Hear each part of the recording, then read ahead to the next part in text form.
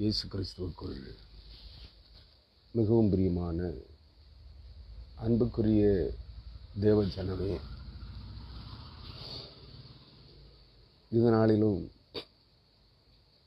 ஞாயிறு மாலை வேளையிலும் நான் உங்களோடு ஒரு இறை செய்தியை பகிர்ந்து கொள்ளும்படியாக எனது முகநூல் பைபிள் ட்ரூத்ஸ் என்கிற முகநூலின் இணை பக்கமாகிய எரிகிற தீவட்டி கிறிஸ்தவ இலக்கிய வெளியீட்டகம் சார்பாக burning torch Christian literature publications சார்பாக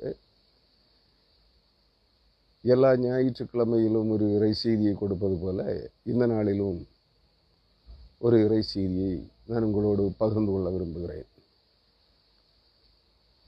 கிறிஸ்துவுக்குள் அருமையானவர்களே, இன்றைய நாளுக்குரிய செய்தியின் தலையங்கமாக வரப்போகிற மிக மாபெரும் பேரழிவு என்கிற ஒரு தலையங்கத்தில் இந்த நாளுக்குரிய இறை செய்தியை உங்களோடு பகிர்ந்து கொள்ள விரும்புகிறேன். அருமையானவர்களே, நான் இதற்கு முந்தியும் இதே வேத பகுதிகளை ஒரு சில ஒரு சில செய்திகளின் வாயிலாக உங்களுக்கு முன் அறிவித்திருக்கிறேன். ஆனால் அந்த நாட்கள் வெகு விரைவாக நம்ம மத்தியில் கடந்து வந்து கொண்டிருக்கிறது. சில இந்த நாட்களில் நடைபெற்று கொண்டிருக்கிற சில நிகழ்வுகள் அவைகளை நமக்கு வலியுறுத்தி காண்பிக்கிறதாக காணப்படுகிறது.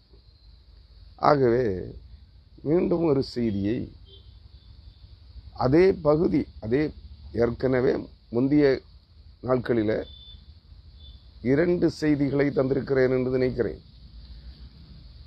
இது இன்றைய நாளிலே சற்று மாறுபட்ட கோணத்தில் வேறொரு பகுதியை உங்களோடு பகிர்ந்து கொள்ள விரும்புகிறேன் வேதாகமத்திலிருந்து. அதற்கு ஆதாரமாக நான் தெரிந்து கொண்டிருக்கிற வேத வசனங்கள் ஏசாயா தீர்க்கதரிசியின் புஸ்தகம் 24ஆம் அதிகாரம் 17 முதல் 22 வரையான வசனங்களை தெரிந்து கொண்டிருக்கிறேன். அதோடு சேர்த்து வெளிப்படுத்தின விசேஷம் 7ஆம் அதிகாரம் முதல்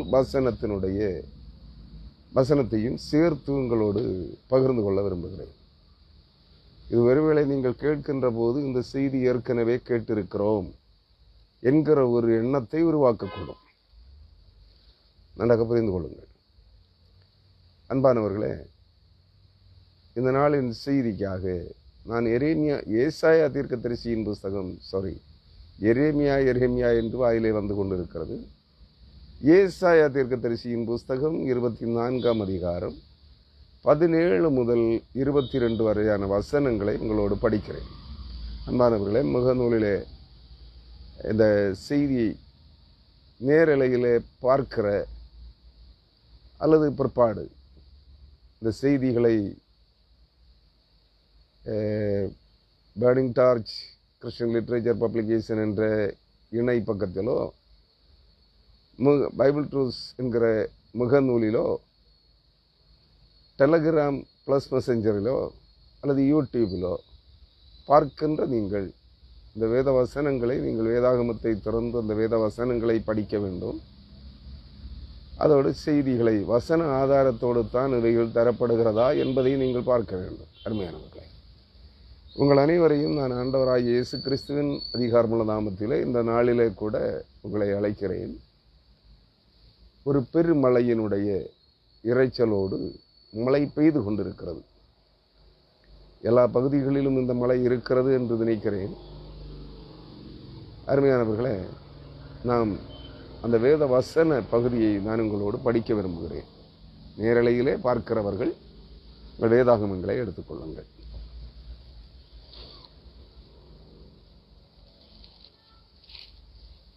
ஏசாயா 24:17 to 22 ஆகிய வசனங்கள். தேசத்தின் குடிகளே, இங்கே தமிழிலே அது தேசத்தின் குடிகளே என்று இருக்கிறது.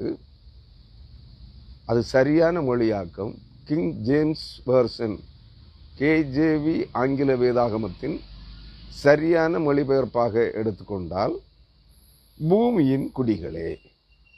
தமிழ் வேதாகமத்தில் இருக்கிற சில குறைபாடுகள் என்னென்னா, எர்த் என்பதற்கு இங்கே தேசம் என்று மொழிபெயர்த்து எழுதியிருக்கிறார்கள். அது எழுதியவர்களுக்கு தவறா அல்லது மொழிபெயர்த்தவர்களுடைய தவறா என்று எனக்கு தெரியவில்லை.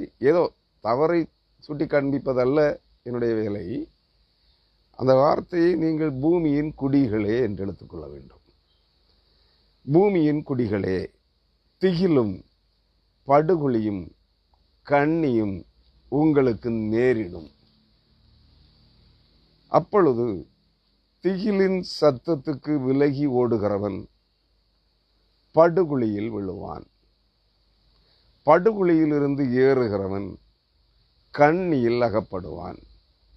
உயர இருக்கும் மதகுகள் திறவுண்டு, பூமியின் அஸ்திபாரங்கள் குலுங்கும். தேசம், அதாவது பூமி, நொறுங்கவே நொறுங்கும். பூமி முறியவே முறியும். பூமி அசையவே அசையும். வெறித்தவனைப் போல பூமி தள்ளாடி ஒரு குடிலை போல பெயர்த்து போடப்படும். அதன் பாதகம் அதன் மேல் பாரமாயிருக்கையால் அது விழுந்து போம், இனி எழுந்திராது. அக்காலத்தில் கர்த்தர் உன்னதமான சேனையை உன்னதத்திலும் பூமியின் ராஜாக்களை பூமியிலும் விசாரிப்பார். அவர்கள் கெபியில் ஏகமாய் கட்டுண்டவர்களாக சேர்ந்து காவலில் அடைக்கப்பட்டு அநேக நாள் சென்ற பின்பு விசாரிக்கப்படுவார்கள் என்கிற இந்த வேத வாக்கியங்களை நான் இந்த நாளிலே உங்களோடு தியானிக்க விரும்புகிறேன். கிறிஸ்துவுக்குள் அருமையானவர்களே, ஒரு நிமிடம் தலை வணங்கி கர்த்தருடைய சமூகத்தில் ஜெபிப்போம். ஜெபம். எங்கள் அன்பும் இரக்கமும் கிருபையும் நிறைந்த பரலோகத்தின் பரிசுத்த தந்தையாம் கடவுளே, இந்த நாளின் மாலை வேளையிலும் இயற்கையின் சூழல்கள் வெகு வேகமாக அழிவை நோக்கி கடந்து வந்து கொண்டிருக்கிற இந்த நாட்களிலே நாங்கள் உமது சமூகத்தில் கடந்து வந்திருக்கிறோம். வேத வசனங்களின் வழியாக நீர் முன்னுரைத்து வைத்திருக்கிற உடைய வார்த்தைகளை தியானிக்க இருக்கிறோம். இந்த வார்த்தைகளில் கருத்தாளமிக்க செய்திகளை அவைகள் இந்த நாட்களுக்கு வருகின்ற வரப்போகிற நாட்களிலே இவைகள் சம்பவிக்க போகிறவைகளாக தென்படுகிறது என்கிற நோக்கத்தோடு நாங்கள் இந்த வார்த்தைகளை தியானிக்க இருக்கிறோம். தேவாவியானவரே, நீரெல்லாம் அறிந்தவர், எல்லாவற்றையும் அதனதன் காலங்களிலே நேர்த்தியாக செய்திருக்கிறவர், திட்டமிட்டிருக்கிறவர், அவைகளை செயல்படுத்த போகிறதாக அறிவித்திருக்கிறீர். உம்முடைய வேலை வந்திருக்கிறது என்று நாங்கள் அறிகிறோம். இந்த நாட்களிலே நீ நடப்பிக்கப் போகிற காரியங்களை நாங்கள் இந்த வேத வசனங்களின் மூலமாய் கற்றறிந்து கொள்ள எங்களுக்கு உதவி தாரும். அறிந்து கொள்வதோடு மட்டுமல்ல, நாங்கள் எங்கள் வாழ்வை இவ்வுலகத்தோடு நாங்கள் அழிக்கப்படுகிறவர்களாய் காணப்படாதபடிக்கு நிறைவாழ்வுக்கென்று நித்திய வாழ்வுக்கென்று மனம் திரும்பி நாங்கள் உமது சமூகத்தில் கடந்து வர நிறைவாழ்வை, நித்திய வாழ்வை, நித்திய ஜீவனை நாங்கள் பெற்று பரலோக தகப்பனே, உம்முடைய குமாரர்களாய் குமாரத்திகளாய் எங்கள் ஆண்டவரும் ரட்சகருமாய் இருக்கிற இயேசு கிறிஸ்துவனுடன் சகோதர சகோதரிகளாய் உமது சமூகத்தில் கடந்து வர எங்களுக்கு கிருபித்தாரும். வேத வசனங்களை சிந்திக்க ஆயத்தப்படுகிறோம். தூய ஆவியானவர் எவைகளை எங்களுக்கு கற்றுத்தர விரும்புகிறீரோ அவைகளை நீர் எங்களோடு பேசும்படியாய் உமது சமூகத்தில் மன்றாடுகிறோம். குறைகளை குற்றங்களை தயவாக மன்னித்து நிறைவான ஆசீர்வாதங்களினால், ஆவிக்குரிய நன்மைகளினால், மறுமை வாழ்வுக்குரிய நன்மைகளினால், நித்திய வாழ்வுக்கு நிலை வாழ்வுக்குரிய நன்மைகளினால் எங்களை நிரப்புகிறாக. இயேசு கிறிஸ்துவின் வழியாக ஜெபிக்கிறோம். ஜெபங்களும் எங்கள் ஜீவனுள்ள நல்ல பிதாவே, ஆமென். கிறிஸ்துவுக்குள் மிகவும் அருமையான அன்புக்குரிய சகோதர சகோதரிகளே, உங்கள் அனைவரையும் நான் இந்த நாளிலே மீண்டும் ஒரு முறை இயேசு கிறிஸ்துவின் சமாதானத்தை உங்களுக்கு கூறி இந்த நாளின் செய்திக்கு நேராக உங்களை அழைக்கிறேன். கிறிஸ்தேசுவின் சமாதானம் நம் அனைவரோடும் மறைவாக நின்று நிலவட்டும். இந்த பூமியிலே பேரழிவுகளும் நற்மூலங்களும் ஏற்பட்டாலும் தேவ ஜனங்களாய் தெரிந்து கொள்ளப்பட்டிருக்கிற தேவ ஜனங்களுடைய ஆத்மாக்களிலே இவைகளை குறித்த பயமோ திகிலோ ஏற்பட்டு விடாதபடிக்கு தேவாவியானவர் தம்மால் தெரிந்து கொண்டிருக்கிற தம்முடைய ஜனங்கள் அனைவரையும் பாதுகாப்பார் என்கிற உறுதியை நான் உங்களுக்கு கூறி இதனாலின் செய்திக்கு நேராக கடந்து வருகிறேன். ஏசாயா 24 அதிகாரம் 17 முதல் 22 வரையான வசனங்கள். தேசத்து குடிகளே, பூமியின் குடிகளே. நான் மீண்டும் ஒரு முறை சொல்லுகிறேன், தமிழ் வேதாகமும் தேசத்து குடிகளே ஏதோ ஒரு தேசத்தை சுட்டி காட்டுவது போல எழுதப்பட்டிருக்கிறது. ஆனால் ஆங்கில வேதாகமும் பூமியின் குடிகளே என்கிறது. நான் வேண்டுமானால் அந்த வசனத்தை உங்களோடு ஆங்கில வேதாகமத்திலிருந்து அந்த வேத வசனத்தை உங்களோடு வாசிக்கிறேன், நீங்கள் அதை உறுதிப்படுத்திக் கொள்வதற்காக. ஏசாயா 24 அதிகாரம் 17 முதலான அந்த வசனங்களை நான் உங்களோடு ஆங்கிலத்திலேயே அதை வாசித்து அதை உறுதிப்படுத்திவிட்டு திரும்ப செய்திக்கு வருகிறேன். ஏசாயா 24:17 Fear and the pit and the snare are upon thee, upon you, O inhabitant of the earth. நன்றாக புரிந்து கொள்ள வேண்டும்.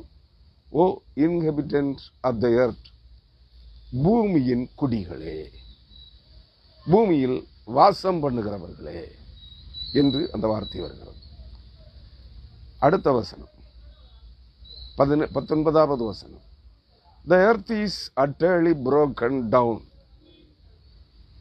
தமிழ் வேதாகமும் 19ஆம் வசனம் என்ன சொல்கிறது? தேசம் குலுங்கவே குலுங்கும்.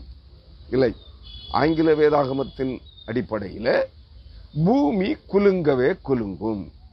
The earth is utterly broken down. The earth is clean dissolved. அதாவது தேசம் முறியவே முறியும் என்று தமிழ் வேதாகமத்திலே இருக்கிறது. ஆங்கில வேதாகமம் சொல்கிறது பூமி முறியவே முறியும். அதாவது கிளீன் டிசால்வ்டு, அது முழுவதுமாக கரைந்து போகும் என்று சொல்லப்படுவது போல் இருக்கிறது. தேசம் அசையவே அசையும் தமிழ் வேதாகமும். ஆங்கில வேதாகமும் அதே வார்த்தையை இவ்வண்ணமாக சொல்கிறது. The earth is moved exceedingly. தேசம், பூமி அசைந்து நகர்ந்து செல்லும், முழுவதுமாக தன்னிடத்தை விட்டு அசைந்து நகர்ந்து போகும் என்று சொல்லப்படுகிறது. தமிழ் வேதாகமத்தில் இருக்கிற அந்த மொழிபெயர்ப்பினுடைய வித்தியாசங்களை நீங்கள் புரிந்து கொள்ள வேண்டும். அதற்காகத்தான் அதை உங்களுக்கு வாசித்து காண்பித்தேன். பூமி நொறுங்கவே நொறுங்கும், பூமி முறியவே முறியும், அல்லது பூமி முழுவதும் கரைந்து போகும். Clean dissolved.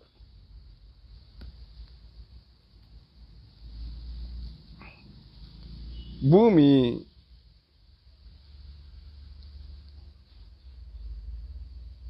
அசையவே அசையும்,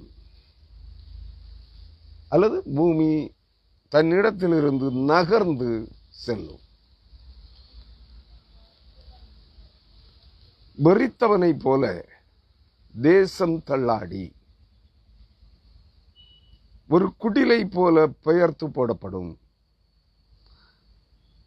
அதன் பாதகம், அதாவது பொல்லாப்பு அல்லது அக்கிரமம். பாதகம் என்றால் பொல்லாப்பு அல்லது அக்கிரமம். பாரமாய் அதன் மேல், பூமியின் மேல் மிகுந்த பாரமாய் இருக்கிறபடியால் அது விழுந்து போம், இனி எழுந்திராது. அக்காலத்தில் கர்த்தர் உன்னதமான சேனையை உன்னதத்திலும் பூமியின் ராஜாக்களை பூமியிலும் விசாரிப்பார். அவர்கள் கெபியில் ஏகமாய் கட்டுண்டவர்களாக சேர்ந்து காவலில் அடைக்கப்பட்டு அநேக நாள் சென்ற பின்பு விசாரிக்கப்படுவார்கள். அருமையானவர்களே, நன்றாக புரிந்து கொள்ளுங்கள். இந்த வார்த்தைகளை நான் முதலாவது 17வது வசனத்திலிருந்து உங்களோடு விவரிக்க விரும்புகிறேன். தேசத்து குடிகளே, பூமியின் குடிகளே, அதாவது பூமியிலெங்கும், இந்த பூமி எங்கும் வாசம் பண்ணுகிற, இந்த பூமியிலே வாசமாயிருக்கிற மாம்ச சரீரமுள்ள சகல ஜனங்களே கேளுங்கள். கிறிஸ்தவர்களே என்று அழைக்கவில்லை, யூதர்களே என்று அழைக்கவில்லை, இஸ்ரவேலர்களே என்று அழைக்கவில்லை, தெரிந்து கொள்ளப்பட்ட தேவ ஜனமே என்று அழைக்கவில்லை. பூமியின் முழு குடிகளே, பூமியில் இருக்கிற சகல மக்கள் இனங்களே, ஜனங்களே என்று அழைக்கிறார். இன்றைக்கு தோராயமாக சுமார் 700 முதல் 750 கோடிக்கு அதிகமான ஜனங்கள் இந்த பூமியிலே வாழுகிறார்கள் என்பது புள்ளி விவரம் தருகிற கணக்கு. திகில் என்றால் ஒரு பயம், ஏதோ ஒரு பேரழிவு சம்பவிக்க போகிறது என்கிற ஒரு திகில், ஒரு அழிவை குறித்த ஒரு நடுக்கம். நம்முடைய சரீரத்திலே ஏதாகிலும் ஒரு வியாதி நம்மை பாதிக்கிறது என்றால் அந்த உடல் முழுவதும் நடுங்குவதை பார்த்திருப்பீர்கள். அல்லது ஒரு மின்னல் இடிமுழக்கம், மழைக்காலங்களிலே ஒரு மின்னல் இடிமுழக்கம் திடீரென்று இறங்குகிற போது அப்படியே சிறு பிள்ளைகள், வயதானவர்கள், இளைஞர்கள், திடகாத்திரமான வாலிபர்கள் வரையிலும் அப்படியே உடம்பெல்லாம் அவங்க ஒரு அப்படி நடுங்கி கீழே விழுந்து விடுவது போல ஒரு ஆக்ஷன் கொடுப்பதை பார்த்திருப்பீர்கள். நன்றாக புரிந்து கொள்ளுங்கள். அதுதான் திகில், நடுக்கம் அல்லது பயம், பயத்தோடு கூடியது. திகிலும் படுகொலியும், படுகொலின்னா ஒரு ஆழமான படுகொலி பூமியிலே தோன்றும். ஆங்காங்கே பல்வேறு இடங்களிலே தோன்றலாம், ஒரு இடத்தில் அல்ல. நீங்கள் மழைக்காலங்களிலே பார்த்திருப்பீர்கள், அல்லது மற்ற சாதாரணமான காலங்களிலே பார்த்திருப்பீர்கள். சில இடங்களிலே படு பாதாளங்கள் தோன்றியிருக்கும். நேற்றைய தினம் வரையிலும் நன்றாக இருந்த ஒரு காங்கிரீட் ரோடு அல்லது டார் ரோடு, மறுநாளிலே ஒரு பெரும் பள்ளம் அந்த இடத்திலே தோன்றியிருக்கும். கணக்கிட முடியாத பெரும் ஆழமான ஒரு பள்ளம் தோன்றியிருக்கும். இப்படிப்பட்ட பேரழிவுகள் திடீரென்று ஆங்காங்கே தோன்றும். பூமி எங்கும், ஒரு இடத்துல அல்ல. கண்ணியும் உங்களுக்கு நேரிடும். கண்ணினா குருவி பிடிக்கிறவன் தரையிலே வலை விரித்திருக்கிறது போல, அதற்கு உணவுப் பொருளையும் போட்டு விரித்து கண்ணி வலையை விரித்து வைத்திருப்பது போல, அந்த வலையிலே அந்த உணவுக்காக பயிறு அல்லது வேறு ஏதோ தானியத்தை தின்பதற்காக அந்த பறவைகள் வந்து விழுகின்ற போது தரையிலே விரித்திருக்கிற அந்த வலையிலே, அதன் கண்ணிகளிலே இவைகளுடைய கால்கள் சிக்கிக்கொள்ளும். அதுபோல இங்கே கண்ணியும் உங்களுக்கு நேரிடும். யாருக்கு உங்களுக்கு என்றால், இந்த செய்தியை கேட்டுக்கொண்டிருக்கிற உங்களுக்கு என்று நினைத்து விடாதீர்கள். பூமியின் ஜனங்களுக்கு நேரிடும். பூமியில் குடியிருக்கிறவர்களுக்கு, பூமியில் குடியிருக்கிற மாம்ச சரீரம் உள்ள சகல ஜனங்களுக்கும் நேரிடும் என்று சொல்கிறார். அடுத்த வசனம் அதனுடைய விபரத்தை சொல்லுகிறது. அப்பொழுது, எப்பொழுது? இந்த நிலை தோன்றுகிற பொழுது. இந்த நிலை ஆங்காங்கே பல்வேறு இடங்களிலே தோன்றி இருக்கிறது. நிலச்சரிவுகள், திடீர் பள்ளங்கள், திடீர் பூமி வெடிப்புகள், பேராழமான ஆழங்களை உருவாக்கி இருக்கிறது. நீங்கள் கண்டிருப்பீர்கள், கேட்டிருப்பீர்கள், தொலைக்காட்சிகளிலே பார்த்திருப்பீர்கள். நன்றாக புரிந்து கொள்ளுங்கள். இது எங்கே நடக்குமா? எங்கோ ஒரு இடத்தில் அல்ல, பூமி எங்கும் இப்படிப்பட்ட ஆபத்துகள், பேரழிவுகள் ஆரம்பமாகிறது. அதற்கான காலம் வந்து கொண்டிருக்கிறது. அந்த காலகட்டத்திலே நாம் வாழ்ந்து கொண்டிருக்கிறோம் என்பதை நாம் நினைவில் வைத்துக் கொள்ள வேண்டும். அப்பொழுது, இது சம்பவிக்கிற பொழுது, திகிலின் சத்தத்திற்கு விலகி ஓடுகிறவன், ஏதோ ஒரு பேரழிவு சம்பவிக்க போகிறது, வானம் இடிந்து விழுவது போல, பூமி பாதாளத்தில் பெரும் அதல பாதாளங்கள் தோன்றுவது போல ஏதோ ஒரு பேரழிவு சம்பவிக்க போகிறது என்று பயந்து ஓடுகிறவர்கள். நான் அதைத்தான் முதலாவது சொன்னேன்.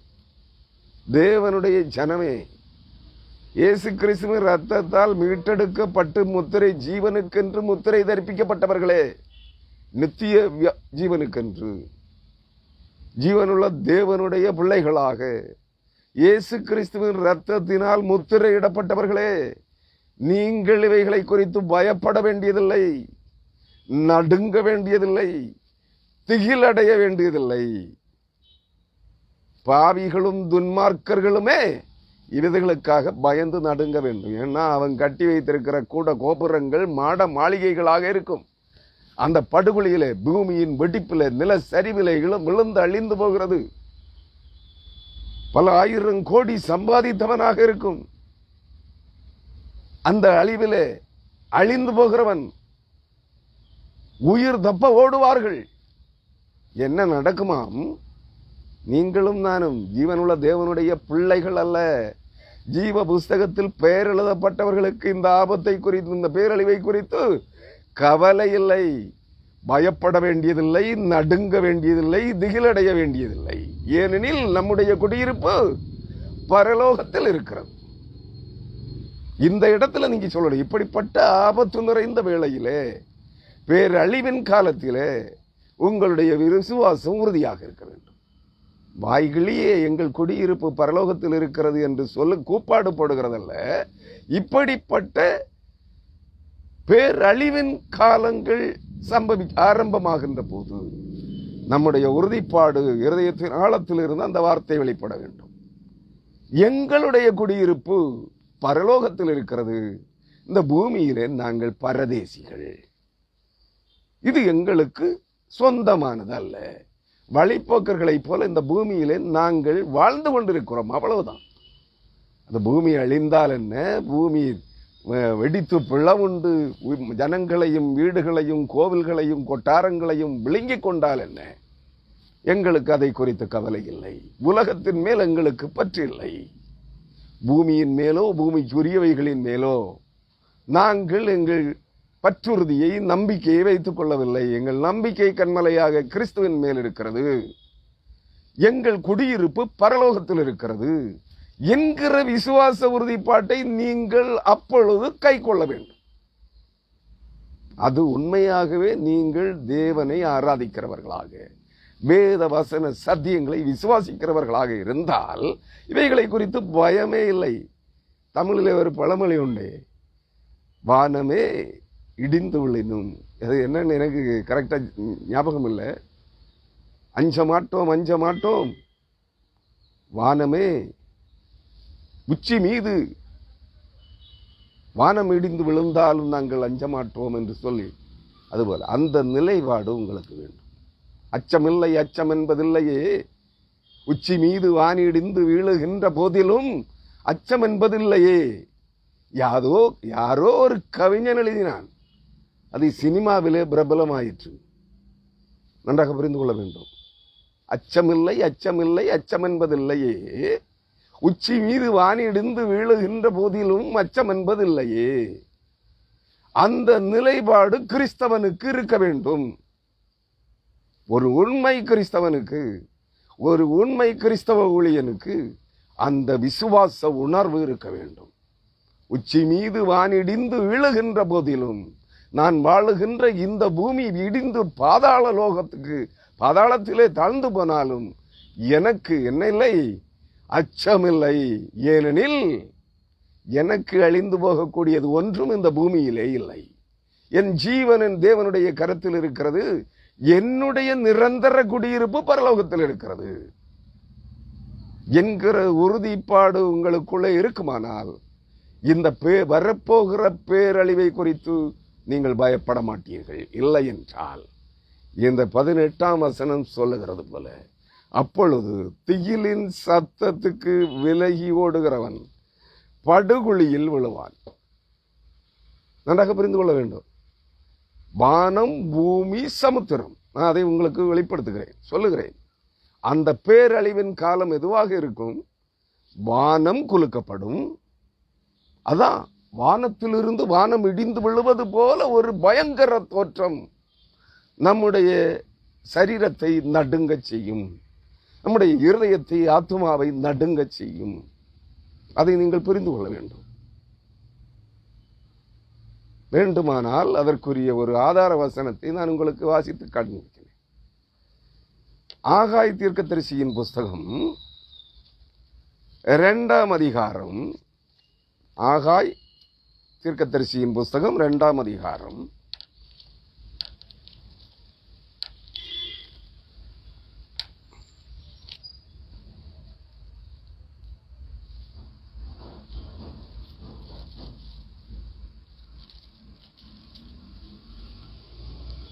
சேனைகளின் 2ஆம் அதிகாரம், ஆகாய் 2ஆம் அதிகாரம் 6, 7 ஆகிய வசனங்கள்.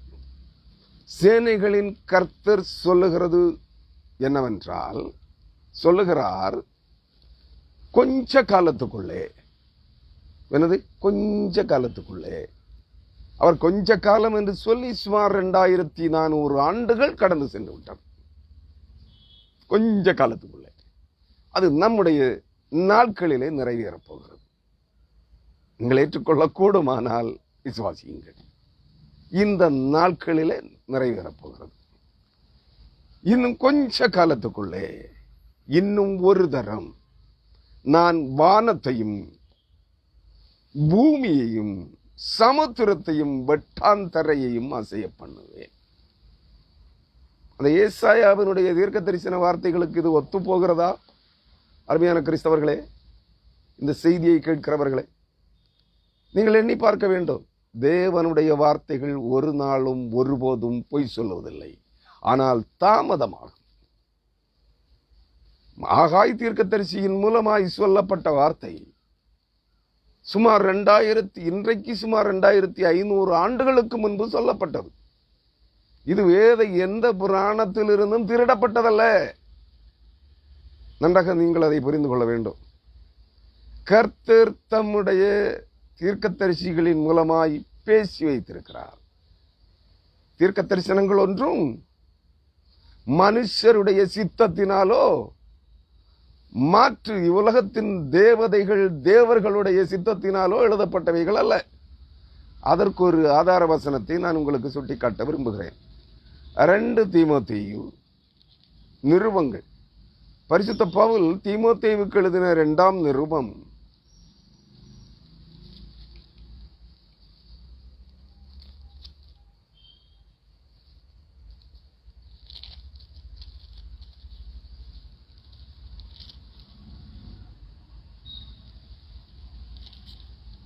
பரிசுத்த பவுல் தீமோத்தேயுவுக்கு எழுதின 2ஆம் நிருபம் 3ஆம் அதிகாரம் 16ஆம் வசனம், 16, 17 ஆகிய வசனங்கள்.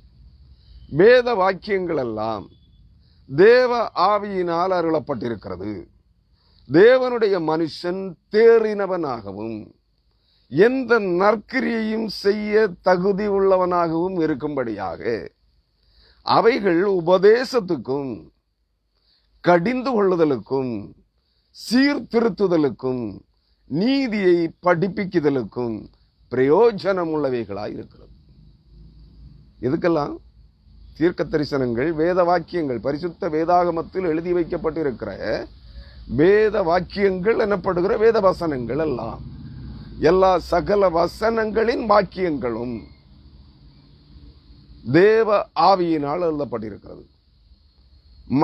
மதவெறியர்களும் மத நம்பிக்கையாளர்களும் தேவ இறை நம்பிக்கையற்றவர்கள், ஆனால் மத நம்பிக்கையாளர்கள், மத வெறியர்கள் சொல்லுவது போல வேதாகமத்தில் இருக்கிற வார்த்தைகள் கட்டுக்கதைகள் அல்ல, கற்பனை கதைகள் அல்ல, மாற்று சமய நூல்களிலிருந்து திருடப்பட்டவைகள் அல்ல.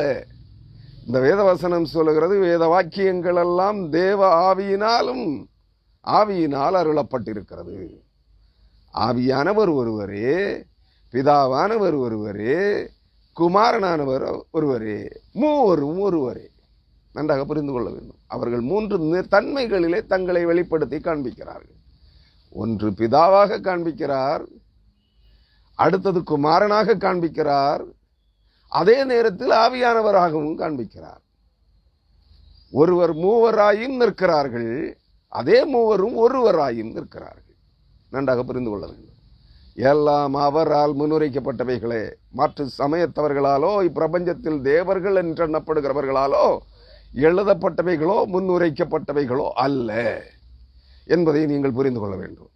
வேத வாக்கியங்கள் எல்லாம் தேவ ஆவியினால் அருளப்பட்டிருக்கிறது. தேவனுடைய மனுஷன் யாருன்னு புரியுதா? வேத வசனங்களை எடுத்து ஜனங்களுக்கு ஞானமாய் பகுத்து போதிக்கிறவன் தேவனுடைய மனுஷன். அதிலே தேறினவனாக இருக்க வேண்டும். எதிலே தேறினவனாக இருக்க வேண்டும்? தேவ ஆவியினால் உரைக்கப்பட்டிருக்கிற, எழுதி வைக்கப்பட்டிருக்கிற வேத வசனங்களை அதை கேட்கிற ஜனங்களுக்கு ஞானமாக எடுத்து பகுத்து போதிக்கிறவனாக இருக்க வேண்டும். அவன்தான் தேவனுடைய மனுஷன். அது மட்டுமல்ல, அவன் தேறினவனாயும் எந்த நற்கிரியையும் செய்ய தகுதி உள்ளவனாகவும் இருக்க வேண்டும். சகல எந்த நற்கிரியையும், கிறிஸ்துவின் நற்பண்புகள் அனைத்தையும் கிறிஸ்து நன்மை செய்கிறவராகவே சிட்டித்திருந்தார். அந்த நற்கிரியைகள் அனைத்தையும், அதில் எதையும் அது என்னால் முடியாது இது என்னால் முடியாது என்றல்ல, எல்லாவற்றையும் கிறிஸ்துவின் நற்பண்புகள், கிறிஸ்துவின் நற்குணங்கள், கிறிஸ்துவின் நற்செயல்கள் அனைத்தையும், அதில் எதையும் புறக்கணிக்காமல் எல்லாவற்றையும் செய்ய தகுதியுள்ளவனாய் இருக்க வேண்டும். அடுத்தது, அவைகள் உபதேசத்துக்கும், உபதேசம்னா நான் உங்களுக்கு இப்போ தியான உரைகளை தந்து கொண்டிருக்கிறேன், இது உபதேசம். தேவாலயங்களிலே போதகர்கள், தீர்க்கதரிசிகள், அப்போஸ்தலர்கள் உங்களுக்கு பிரசங்கிக்கிறார்கள், உபதேசம். ஆனால் அந்த உபதேசங்கள் உங்களை பண்படுத்துவதாக இருக்க வேண்டும், உங்களை வழிதவறி செல்வதாக இருக்கக்கூடாது.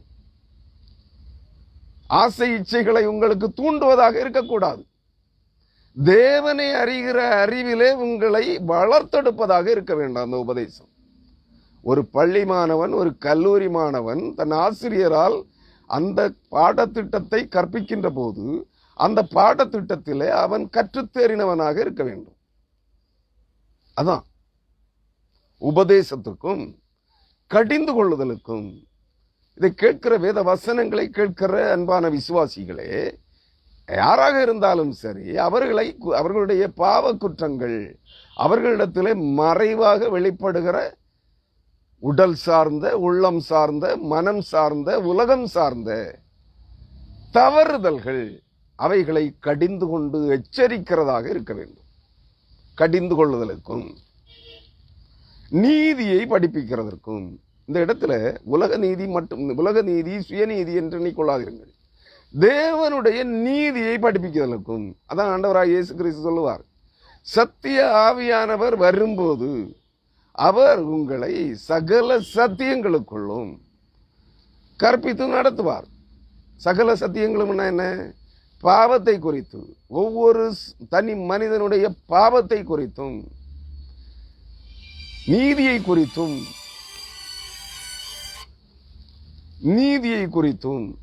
நியாய தீர்ப்பை குறித்தும். நீதி என்றால் தேவனுடைய நீதியை குறித்தும், மனிதருடைய சுயநீதி அல்ல, உலகத்தின் பால் காணப்படுகிற நீதி அல்ல, தேவ நீதியை குறித்தும், தேவனுடைய நீதியான நியாய தீர்ப்பை குறித்தும் கண்டித்து உணர்த்துவார்.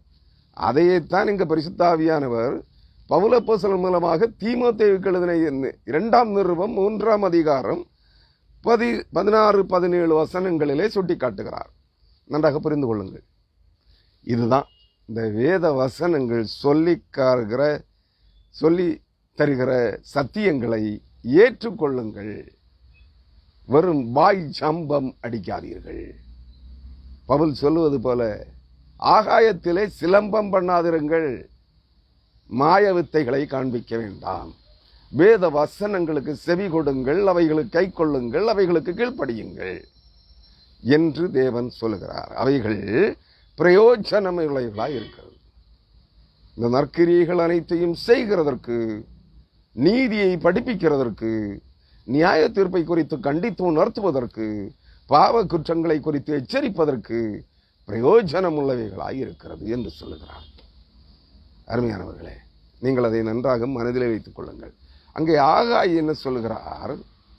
ஆகாய் தீர்க்கதரிசியின் புஸ்தகம் 2ஆம் அதிகாரம் அந்த வசனம் என்ன சொல்லுகிறது? நான் அந்த வசனத்திலிருந்து தான் அப்படியே ஜம்ப் பண்ணி எங்க போயிட்டேன்? தீமோத்தேயு 2 தீமோத்தேயுவுக்கு சென்று விட்டேன். நான் திரும்பவும் அந்த ஆகாய் 2ஆம் அதிகாரம் அந்த வசனத்துக்கு வருகிறேன். தேவன் சேனைகளின் கர்த்தர் சொல்லுகிறார், கொஞ்ச காலத்துக்குள்ளே இன்னும் ஒரு தரம் நான் வானத்தையும் பூமியையும் சமுத்திரத்தையும் வட்டாந்தரையும் அசைய பண்ணுவேன். இவைகளை எல்லாம் அடக்க பண்ணுகிறார். ஏசாயா தீர்க்கதரிசியின் புஸ்தகம் 24ஆம் அதிகாரம் 17 முதல் 22 வரையான வசனங்கள் சொல்லுகின்ற சம்பவம் நடைபெற வேண்டும் என்றால் என்ன செய்ய வேண்டும்? பூமியிலே படுகொலிகள் தோன்ற வேண்டும், பூமியிலே வெடிப்புகள் தோன்ற வேண்டும், பூமியிலே கண்ணி வைக்கப்பட வேண்டும். பூமி என்ன செய்ய வேண்டும்? தன் இடத்தை விட்டு அசைந்து நகர்ந்து செல்ல வேண்டும். பூமி முறிய வேண்டும், உடைந்து நொறுங்கி பிளந்து மலைகள் எல்லாம் சரிந்து எல்லாம் சின்ன பின்னமாக வேண்டும். அப்படி ஒரு நிலைப்பாடு இந்த பூமிக்கு ஏற்பட வேண்டும் என்றால் என்ன செய்யப்பட வேண்டும்? ஆகாய் தீர்க்கதரிசியின் புஸ்தகம் 2ஆம் அதிகாரம் 6ஆம் வசனம் சொல்லுகிறபடி வானம் குலுக்கப்பட வேண்டும். நான் வானத்தையும் இன்னும் ஒரு தரம் என்றால் இந்த பூமியின் கடைசி நாட்களிலே நீங்களும் நானும் வாழ்ந்து கொண்டிருக்கிற இந்த காலத்திலே இயேசு கிறிஸ்துவின் 2ஆம் நாள் முடிவடைந்த பிற்பாடு நன்றாக புரிந்து கொள்ள வேண்டும். இயேசு கிறிஸ்துவின் 2 நாட்கள் இன்றும் நாளையும் 2000 ஆண்டுகள் முடிந்த பிற்பாடு இந்த நிகழ்வு நடைபெற வேண்டும். அப்போதுதான் உலகத்தின் அக்கிரமத்திற்கு முடிவு வருகிறது. நன்றாக புரிந்து கொள்ளுங்கள். அதற்கான எச்சரிக்கை மணி 2004ஆம் ஆண்டிலே அடிக்கப்பட்டது. அன்றும் இந்த பூமியின் பாறை தட்டுகள் நகர்ந்தது. Moved exceedingly. The earth is moved exceedingly. இந்த பூமியினுடைய அஸ்திபார கற்கள் நகர்ந்து சென்றன. நன்றாக புரிந்து கொள்ளுங்கள். அதுதான் சுனாமி. அது சமுத்திரம் கொலுக்கப்பட்டது. பூமியின் அஸ்திபாரங்கள் நகர்ந்தது. அதனுடைய வெளிப்பாடு என்ன நடந்தது? சுனாமி பேரழிவு தோன்றியது. இதை நான் என்னுடைய புத்தகத்திலே காலம் கடைசி கிறிஸ்துவின் வருகை சமீபம் என்ற புத்தகத்திலே 1ஆம் பதிப்பிலே எழுதியிருந்தேன். 2002ஆம் ஆண்டிலே 2004ஆம் ஆண்டிலே அது நடந்தது. நான் அதற்கு ஒரு கல்வெட்டு செய்தியை ஆதார பதிவாக கொடுத்திருந்தேன். அந்த கல்வெட்டு பதிவு பாண்டியர் கால கல்வெட்டு. இன்றைக்கு சுமார் 1200 ஆண்டுகளுக்கு முன்பு பதிவு செய்யப்பட்ட கருங்கற்களிலே எழுதப்பட்டிருந்த ஒரு கல்வெட்டு. மகா நோவா கால ஜலப்பிரளயத்திற்கு பிற்பாடு வருகிற 4441ஆம் ஆண்டு நோவா கால வேதாகமம் சொல்லுகிறதே, ஆதியாகமம் 6ஆம் அதிகாரம், நோவா கால பேரழிவு ஜலப்பிரளயம் ஏற்பட்ட காலத்திலிருந்து பிந்தின 4441ஆம் ஆண்டிலே உலகத்தின் அக்கிரமத்திற்கு அழிவுக்கான எச்சரிக்கை மணி அடிக்கப்படும். அது ஒரு பேரழிவாக தோன்றும். 2004ஆம் ஆண்டு டிசம்பர் மாதம் 24ஆம் தேதி நடைபெற்றது. நன்றாக புரிந்து கொள்ளுங்கள். அதன் அடிப்படையிலே இதையும் சொல்லுகிறேன். என்னுடைய புத்தகங்களிலே எழுதியும் இருக்கிறேன். நன்றாக புரிந்து கொள்ளுங்கள். அது நடந்தேறக்கூடிய காலமாக இந்த நாட்கள் காணப்படுகிறது. கர்த்தருக்கு சித்தமானால் அவருடைய நாள் சமீபித்து வந்து விட்டதென்றால், கர்த்தர் வருகிறார் வருகிறார் வருகிறார் என்று கூவிக்கொண்டிருக்கிறார்கள். வருகிறார். ஏசாயா 13ஆம் அதிகாரத்தை படித்தீர்கள் என்றால் கர்த்தர் வருகிறார், உக்கிர கோபத்தோடு வருகிறார், தன்னுடைய வானுலக சர்வ சேனையையும் லக்கம் பார்த்து அவைகளோடு வருகிறார். அன்று பூமி ஒரு குடிசையை போல பெயர்த்து போடப்படும். நன்றாக புரிந்து கொள்ளுங்கள். அது ஏசாயா 13ஆம் அதிகாரம் முழுவதையும் படியுங்கள். ஏசாயா 2ஆம் அதிகாரம் கடைசி 7 வசனங்களை படியுங்கள். நன்றாக புரிந்து கொள்ளுங்கள் அருமையானவர்களே. இது ஏசாயா 24ஆம் அதிகாரத்திலிருந்து 5-6 வசனங்களை இன்றைக்கு உங்களோடு பகிர்ந்து கொள்ளப் போகிறேன். எல்லாம் ஒன்றுக்கொன்று தொடர்புடையவைகளே. அதை விவரிப்பதற்காக ஆகாய தீர்க்கதரிசியின் புத்தகத்திற்கு வந்திருக்கிறேன். இன்னும் ஒரு தரம் நான் வானத்தையும் பூமியையும் சமுத்திரத்தையும் வெட்டாந்தரையையும் அசைய பண்ணுவேன். நன்றாக புரிந்து கொள்ளுங்கள். எதையெல்லாம்? வானத்தை அதிர பண்ணுகிறார். அதான் வானம் இடிந்து தலையிலே விழுவது போல தோன்றும். நான் காரணம் இல்லாமல் அச்சமில்லை அச்சமில்லை அச்சம் என்பதில்லையே, உச்சி மீது வானிடிந்து வீழுகின்ற போதிலும் அச்சம் என்பதில்லையே என்கிற அந்த வார்த்தையை ஏன் சொன்னேன் என்றால், அந்த திகிலும் பயமும் நடுக்கமும் எப்படி தோன்றும்? வானமே இடிந்து நம் தலையிலே விழுவது போல தோன்றும். அப்படிப்பட்ட ஒரு பேர் அதிர்ச்சியை நீங்கள் சந்திப்பீர்கள். இந்த உலகம், இந்த பூமியின் ஜனங்கள் சந்திப்பார்கள். நன்றாக புரிந்து கொள்ளுங்கள். அப்பொழுது அதோடு நின்று விடாது. பூமி குலுங்கும். பூமியில் இங்கே ஆங்காங்கே நிலநடுக்கங்களை, நிலச்சரிவுகளை, பூமி அதிர்ச்சிகளை சந்தித்திருக்கிறீர்கள். ஆனால் முழு பூமியும் குலுங்கும், குலுக்கப்படும். ஒட்டுமொத்த பூமியும், இந்த பூமி உருண்டையே குலுங்கும். நினைத்து பாருங்களே, அதனுடைய அஸ்திபாரங்கள் குலுக்கப்பட்டது சுமத்ரா தீவுகளிலே. சுனாமி பேரழிவு உலகத்தின் பூமியின் பல நாடுகளை, பல தேசங்களை நாசப்படுத்தியது. பூமி உருண்டையே குலுங்குமானால் என்ன சம்பவிக்கும்? யோசிங்க. நிதானமாக கதை சொல்லுகிறேன் என்று எண்ணிக்கொள்ளாதீர்கள். நடக்க போகிற ஒரு நிகழ்வை குறித்து உங்களோடு பேசிக் கொண்டிருக்கிறேன். அது இன்னும் சில காலத்தில் நடந்தேறும். இன்னும் ஒரு தரம் நான் வானத்தையும் பூமியையும் சமுத்திரத்தையும், எதை குலுக்குகிறார்? சமுத்திரத்தையும் குலுக்குகிறார். பூமியை தேவன் எங்கே அஸ்திபாரப்படுத்தி இருக்கிறார்? நான் பல செய்திகளிலே உங்களோடு பேசி இருக்கிறேன். யோபு 38ஆம் அதிகாரத்தின் வாயிலாக தேவன் பூமியை சமுத்திர ஜலத்திலே நிலைநிறுத்தி இருக்கிறார். எதற்காக சமுத்திரத்தை குலுக்குகிறார்? சமுத்திரத்தின் அடியாளத்திலே ஒரு மிகப்பெரிய மலையை, ஒரு பர்வதத்தை தூணாதாரமாக போட்டிருக்கிறார். அதற்கு பெயர் பொதிகை. பூமியின் தூணாதாரம். அந்த பொதிகையை அடிக்க சொல்லுகிறார். ஆமோஸ் 9ஆம் அதிகாரம் 1ஆம் வசனம். நன்றாக நீங்கள் புரிந்து கொள்ள வேண்டும். பொய் கட்டுக்கதைகளை பேசுகிறேன் என்று எண்ணிக்கொள்ளாதீர்கள். புராண கதைகளை பேசிக் கொண்டிருக்கிறேன் என்று சொல்லிக்கொள்ளாதீர்கள். எந்த புராணங்களிலும் இவைகள் இல்லை. வேதம் முன்னுரைக்கிற எந்த புராணத்திலிருந்தும் எந்த வேதங்களிலிருந்தும் திருடப்பட்டதல்ல. இது தேவனுடைய ஆவியானவரால் ஏவப்பட்டு முன் உரைக்கப்பட்டு எழுதி வைக்கப்பட்டவர்கள். அவர் சொல்லுகிறார், சமுத்திரத்தையும் வெட்டாந்தரை. வெட்டாந்தரை என்றால் ஆதியாகமம் 1ஆம் அதிகாரத்திலே தேவன் ஜலத்தினால் மூடியிருந்த இந்த வெட்டாந்தரையை, ஜலத்தை மேலும் கீழுமாக பிரித்து ஆகாய விரிவை உண்டு பண்ணி, மேலே பிரிந்த ஜலத்தை வானமாக்கி, கீழே பிரிந்த ஜலத்தை சமுத்திரமாக்கி, வெட்டாந்தரையை வெளியே கொண்டு வந்தார். அந்த வெட்டாந்தரை தான் இந்த பூமி. நன்றாக புரிந்து கொள்ள வேண்டும். அவர் எல்லாவற்றையும் குலுக்குகிறார். வானத்தையும் பூமியையும் சமுத்திரத்தையும் வெட்டாந்தரையையும் குலுக்குகிறார். அந்த சமுத்திரம் குலுக்கப்பட்டு பூமி அசைக்கப்படும் போது அது அங்கே நகர்ந்து செல்லும். ஒத்துக்கொள்வோம். பூமி தன் சுற்றுவட்ட பாதையிலே தன்னைத்தான் சுற்றி சூரியனை சுற்றி ஓடிக்கொண்டிருக்கிறது. அதாவது தேவனுடைய பரலோக ராஜ்யத்தை சுற்றி ஓடிக்கொண்டிருக்கிறது. அனைத்து கிரகங்களும் நட்சத்திரங்களும் சூரியனை சுற்றுகிறது என்றால், சூரியனை பரலோக ராஜ்யம், தேவனுடைய ராஜ்யம், வானுலக ராஜ்யம் சூரியனை வஸ்திரமாக அணிந்திருக்கிறது. அந்த சூரியனை இந்த பூமி சுற்றுகிறது, மற்ற கோளங்கள் நட்சத்திரங்கள் சுற்றி கொண்டிருக்கிறது. நன்றாக புரிந்து கொள்ள வேண்டும். தேவனையும் தேவனுடைய சிங்காசனத்தையும் சுற்றி கொண்டிருக்கிறது. அதனால சூரியன் தேவனுடைய சிங்காசனம் என்று எண்ணிக்கொள்ளாதீர்கள். அத்துன்னதங்களிலே இருக்கிறது. நட்சத்திர மண்டலங்களுக்கு, ராசி மண்டலங்களுக்கு மேலே இருக்கிறது தேவனுடைய சிங்காசனம்.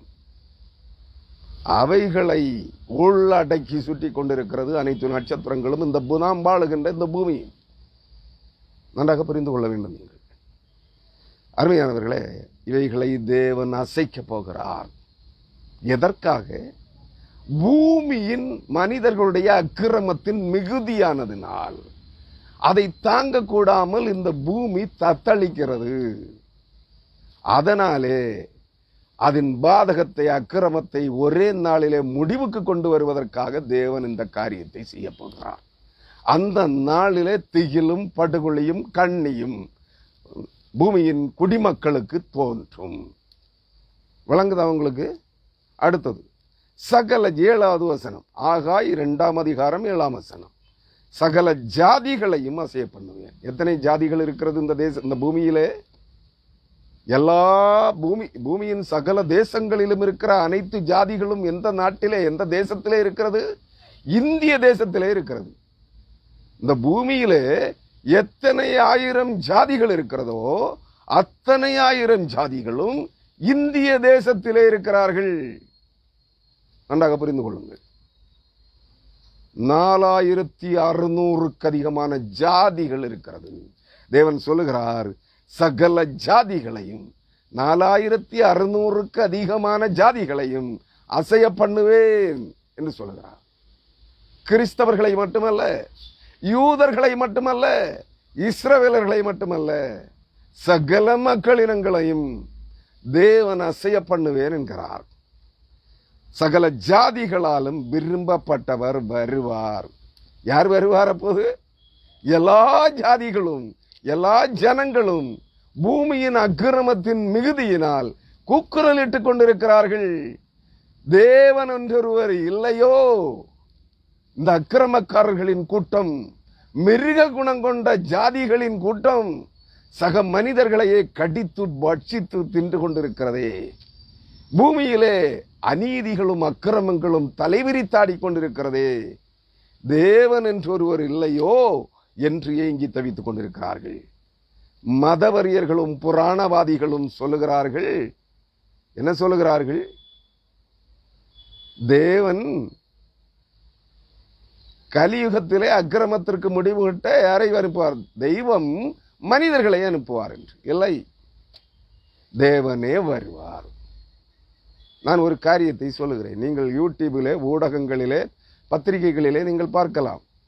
நான் கடந்த 19ஆம் தேதி ஒரு செய்தியிலே சொன்னேன். திருவெங்கடமலை, அந்த மலை உச்சியில் இருந்து ஒரு பெருவெள்ளம் தோன்றி இருக்கிறது. பிறநாட்களிலே திருவெங்கடமலை திருப்பதி பெருமாள் கோயில் முழுவதும், அது பெருமாள் கோயில் அல்ல, அது முருகன் கோயில். அந்த முருகன் யார் என்பதையும் சொல்லுகிறேன்.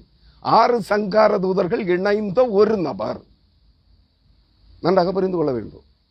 அவன் விக்கிரக தேவத்தை, அவன் தன் காலம் வரும் வரையிலும் பூமியிலே விக்கிரக தோப்பிலே கட்டப்பட்டிருந்தான்.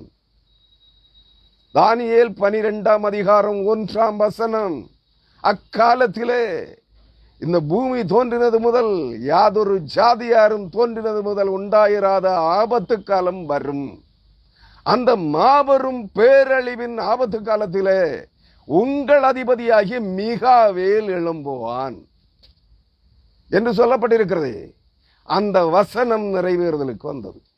அவர்கள் இன்னும் வெளிப்படையாக வெளியிலே வரவில்லை. நன்றாக புரிந்து கொள்ள வேண்டும். அந்த திருவேங்கடமலையிலே அருமீன் நட்சத்திரத்தின் சுகிர்த சம்பந்தமாய் 6 நட்சத்திர சங்கார தூதர்களின் தலைவனாக 6 பேர் ஒருவனாக கட்டப்பட்டிருந்தவர் கட்டுகள், மாயையின் கட்டுகள் அறுக்கப்பட்டு வெளியேறினான். அங்கே அந்த திருவேங்கட மலையிலே பெரும்பள்ளக்காடு தோன்றியது. புராணவாதிகளும் மதவரியர்களும் என்ன சொல்கிறார்கள்? குறி சொல்கிறவர்களும் பஞ்சாங்கம் சொல்கிறது, ஆற்றில் திருவேங்கட மலையிலே ஒரு பெரும் ஆறு தோன்றும் என்று. இப்பொழுது அதனை கதை கட்டுகிறார்கள். என்ன கதை? பெருமாள் சித்து விளையாட்டை தொடங்கி இருக்கிறார் என்கிறார்கள். இல்லை, அங்கே சென்றவர்கள், நான் சென்றதில்லை. அந்த பெருமாள் திருப்பதி திருவேங்கட மலையிலே 2 செட்டைகளை கொண்ட அந்த பெருமாளுக்கு அல்லது முருகனுக்கு அங்கு ஒரு சிலை இருக்கும். வெளியே, கோயிலுக்குள்ள இல்லை, கோபுரத்தின் உச்சியிலே ஒரு சிலை இருக்கும். சென்றவர்கள் பாருங்கள், அந்த ஒரு தூதன், ஒரு தேவதூதன் 2 செட்டைகளை விரித்த நிலையிலே நிற்கிற ஒரு கருங்கல் சிலையை நீங்கள் அங்கே பார்க்க முடியும். அவர்கள் இப்பொழுது பெயிண்ட் எல்லாம் அடிச்சு மினுமினுப்பா சாமியாக்கி வச்சிருப்பாங்க. அது பெருமாள் சாமி வெங்கடாஜலபர மகாவிஷ்ணுவாக மாற்றி வைத்திருப்பார்கள். அவன் சங்கார தூதர்களுக்கு தலைவன். 6 சங்கார தூதர்கள் இணைந்த ஒரு நபர். தானியேல் 12ஆம் அதிகாரம் 1ஆம் வசனத்திலே உங்கள் அதிபதியாகிய மீகாவேல் எழும்புவான், தோன்றுவான். அவன் கட்டுகள் அறுக்கப்பட்டவனாய் வெளியேறிவிட்டான். நன்றாக புரிந்து கொள்ள வேண்டும் நீங்கள். அவன் வெளிப்படும் காலம் வந்துவிட்டது. நான் ஏற்கனவே செய்திகளிலே சொல்லி இருக்கிறேன். 6 சங்கார தூதர்களும் 6 இடங்களில் இருந்து வெளியேறுவார்கள். பழனிமலை முருகன் கோவிலிலே 2 சங்கார தூதர்கள் கட்டப்பட்டிருந்தார்கள். நான் பல முறை சென்றேன். அந்த கோபுர உச்சியிலே எதிரும் புதிருமாக தேவனுடைய கேருபீன்கள், உடன்படிக்கை பெட்டகத்தின் 2 பக்கங்களிலும் நிற்கிற 2 கேருபீன்கள், சிங்க முகம் கழுகு முகம் கொண்ட 2 கேருபீன்கள் அங்கே தேவ தூதர்களாய் கோபுர உச்சியிலே நிறுத்தப்பட்டிருந்தார்கள். அந்த போட்டோக்களை எடுப்பதற்காக சென்றேன். அங்கே கட்டப்பட்டிருந்தவர்கள் 2 சங்கார தூதர்கள். கேருபீன்கள் 2 பேர். நன்றாக புரிந்து கொள்ள வேண்டும். எல்லா முருகன் கோவில்களிலும் 6 முருகன் கோவில்களிலும் என்ன உண்டு? 6 சங்கார தூதர்கள், கர்த்தருடைய தூதர்கள் 2 செட்டைகளோடு நிறுத்தப்பட்டிருந்தார்கள். திருவேங்கட மலையிலும் அப்படி செட்டைகளோடு கூடிய ஒரு நபர் உண்டு. அங்கே அது இருக்கிறது என்று நினைக்கிறேன். அதற்கு தங்க முலாம் பூசி இருப்பார்கள்.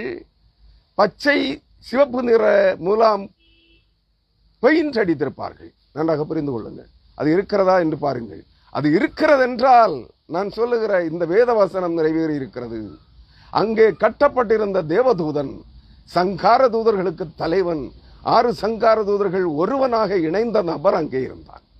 அவன் கட்டவிழ்க்கப்பட்டு கடந்த 19ஆம் தேதி இந்த கார்த்திகை மாதம் கார்த்திகை நட்சத்திரத்தன்று அவன் வெளியேறிவிட்டான். மாயையின் கட்டுகள் அறுக்கப்பட்டு வெளியேறிவிட்டான். எந்தெந்த கோவில்களிலே இருந்த தேவதூதர்கள் வெளியேறி இருக்கிறார்களோ அந்தந்த கோவில்கள் தண்ணீர் பிரவாகத்தால் மூடப்பட்டிருக்கிறது. நன்றாக புரிந்து கொள்ள வேண்டும் நீங்கள். கடைசி காலத்தின் அறிகுறி. தேவதூதர்கள் அனைவரும் மனிதர்களாய் பிறப்பிக்கப்பட்டு பூமியிலே மாயையிலே கட்டப்பட்டிருந்தார்கள். விக்கிரக தோப்புகளிலே கட்டப்பட்டிருந்த தேவதூதர்கள் அனைவரும், நான் ஏற்கனவே செய்திகளிலே சொல்லி இருக்கிறேன் எண்ணிக்கை. நன்றாக புரிந்து கொள்ள வேண்டும். பொய் சொல்றேன்னு நினைக்காதீங்க. என்னுடைய புத்தகங்களை எடுத்து பாருங்க. எனக்கு கொடுக்கப்பட்ட பணியே அதுதான். விக்கிரக தோப்புகளிலே கட்டப்பட்டிருக்கிற தேவதூதர்களை கட்டவிழ்த்து விடுதலையாக்க வேண்டும். 1,56,789 அரை நபர்களை, அவர்களிலே 1,44,000 பேர் முத்திரை, அதாவது கடைசி கால மீட்பின் பணியை செய்கிறவர்கள். மற்ற 12,789 பேர் யார் தெரியுமா? அதிலே அவர்களை குறித்தும் நான் விளக்கம் கூறியிருக்கிறேன். இவர்கள் அனைவரிலும் இருந்து அந்தி கிறிஸ்துவுக்கு 666 மனம் திரும்பாத தூதர்கள், விழுந்த தாரகைகளிலே 666 பேர் அந்தி கிறிஸ்துவின் சேனைகளாய் கொடுக்கப்படுவார்கள். எதற்கு தெரியுமா? அந்தி கிறிஸ்துவோடு இருந்து அவனுடைய ஆட்சிக்கு துணை புரிய வேண்டும். கடைசியிலே அவனையும் அவனுடைய கூட்டத்தையும் அழிக்க வேண்டும். அதற்காக 666 பேர் விட்டுக் கொடுப்பார்கள். அந்த 666 பேருடைய அதிகாரத்தோடு தான் அந்தி கிறிஸ்து தன்னை தேவனாக காண்பிப்பான். நன்றாக புரிந்து கொள்ளுங்கள். அவர்களை அழிப்பார்கள். நீங்கள் அந்த 10 கொம்புகளை குறித்த காரியத்திலே வெளிப்படுத்தின விசேஷத்திலே நீங்கள் அதை கற்றுக்கொள்ளலாம். அந்த பகுதிக்கு வரும்போது நான் சொல்லுகிறேன். சபரிமலை வெள்ளக்காடாய் மாறியது, திருப்பதி வெள்ளக்காடாய் மாறியது, கன்னியாகுமரி சுசீந்திரம் வெள்ளக்காடாய் மாறியது, தூத்துக்குடி மாவட்டம் திருச்செந்தூர் முருகன் கோவில் வெள்ளக்காடாய் மாறியது. வரலாற்றிலே இதுவரை சம்பவித்ததில்லை. இன்றைக்கு இதெல்லாம் சம்பவிக்கிறது என்றால் இன்னும் அனைத்து விக்கிரக தோப்புகளும், அது மலை மேல் இருந்தாலும் சரி, பட்டணங்களிலே இருந்தாலும் சரி, கிராமங்களிலே இருந்தாலும் சரி, பள்ளத்தாக்குகளிலே இருந்தாலும் சரி, தண்ணீரால் சூழப்படும். நன்றாக புரிந்து கொள்ளுங்கள். வனாந்தரமும் கடுவழியும் வெட்டாந்தரைகளும் தண்ணீர் தடாகங்களாய் மாறும். மலைகள், பள்ளத்தாக்குகள், குன்றுகள் ஆறுகளாய், பெரும் ஆறுகளாய் வடிவெடுக்கும்.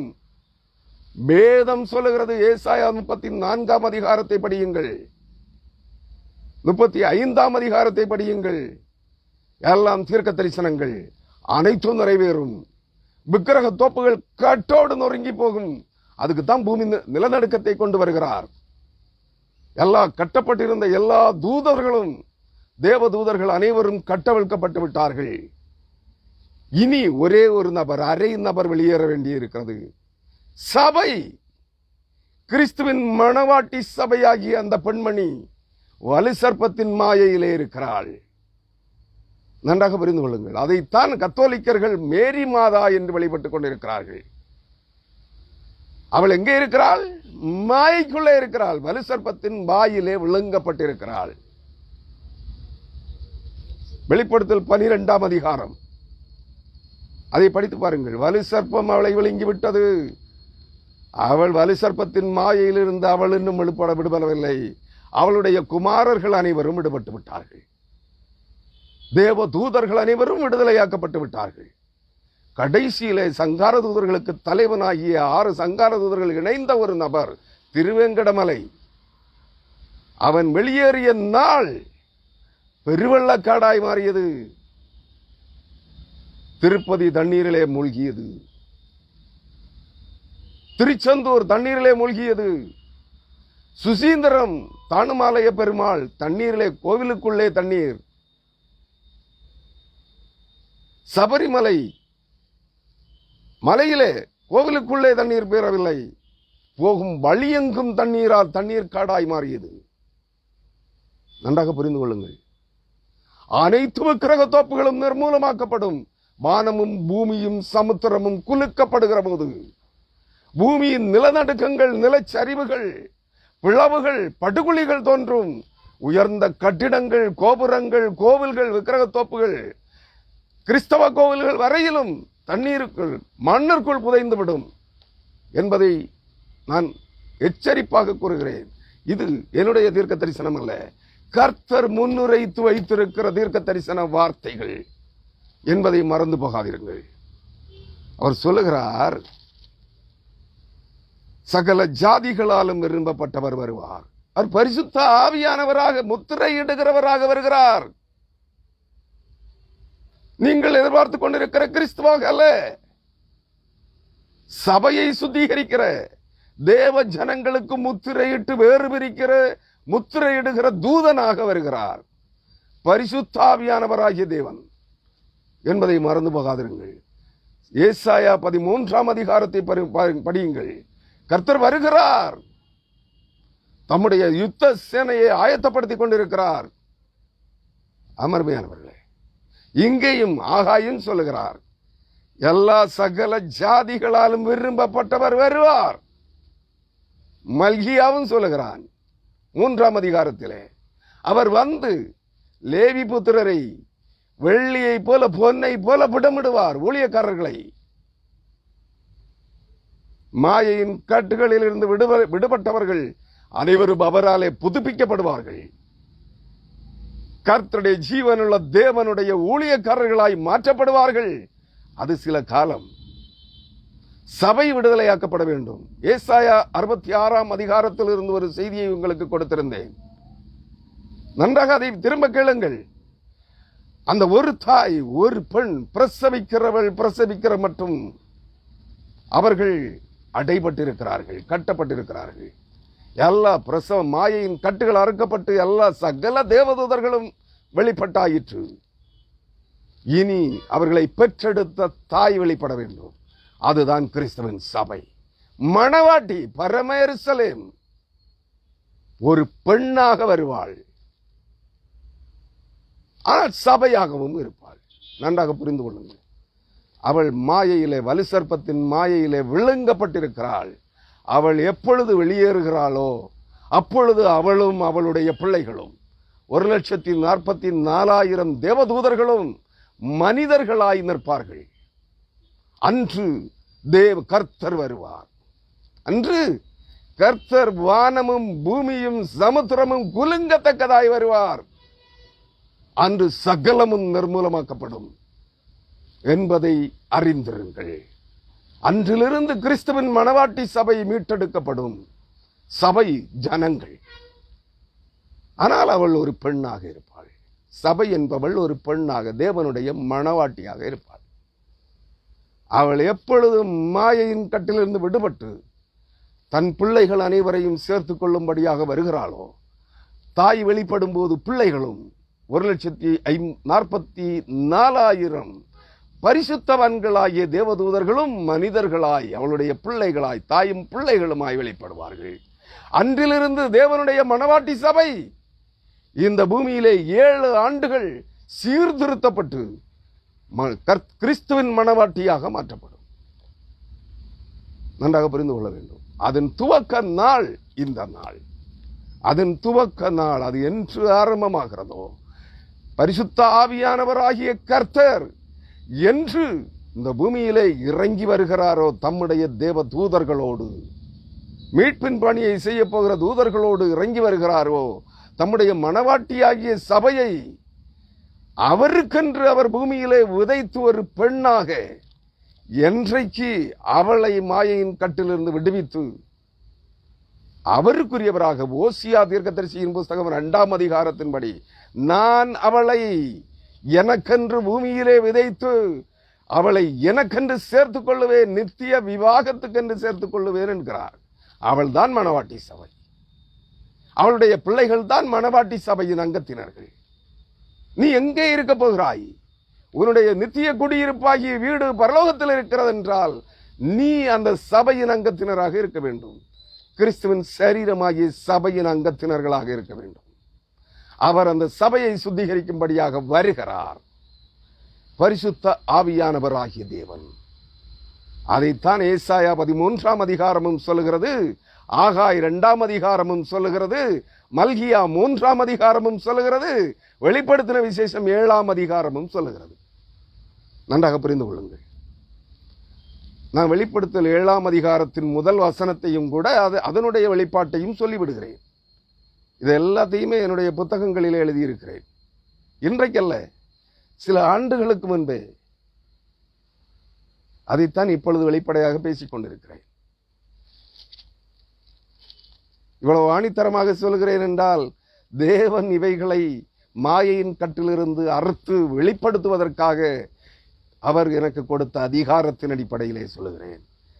யாருக்கு சகலவற்றையும் மாயையின் கட்டுகளுக்கு உட்படுத்தும்படியாக அதிகாரத்தை அன்று கொடுத்தாரோ, அதே நபருக்கு மாயையின் கட்டினவன் தான் கட்டவிழ்க்க வேண்டும். நன்றாக புரிந்து கொள்ள வேண்டும். அவனை கட்டினவனை நீங்கள் தேவன் என்கிறீர்கள். அனைத்து தேவ தூதர்களையும் மாயையின் கட்டுகளுக்கு உட்படுத்தினவனை நீங்கள் தேவன் என்கிறீர்கள். இல்லை, அவன் உன்னதமான தேவனுடைய ஆசாரியன். அவன் தேவன் அல்ல.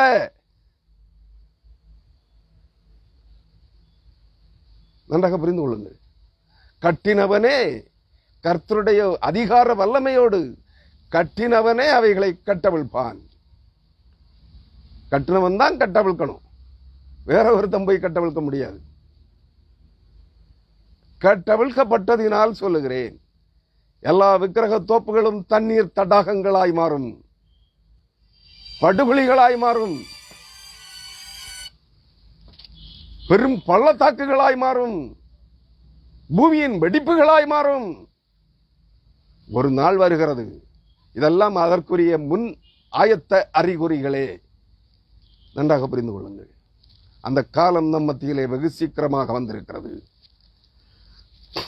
அநேகர் காத்திருந்தார்கள் இந்த நாட்களை சந்திப்பதற்காக, முடியவில்லை. அருமையானவர்களை, வெளிப்படுத்தின விசேஷம் 7ஆம் அதிகாரம் 1ஆம் வசனம். இவைகளுக்கு பின்பு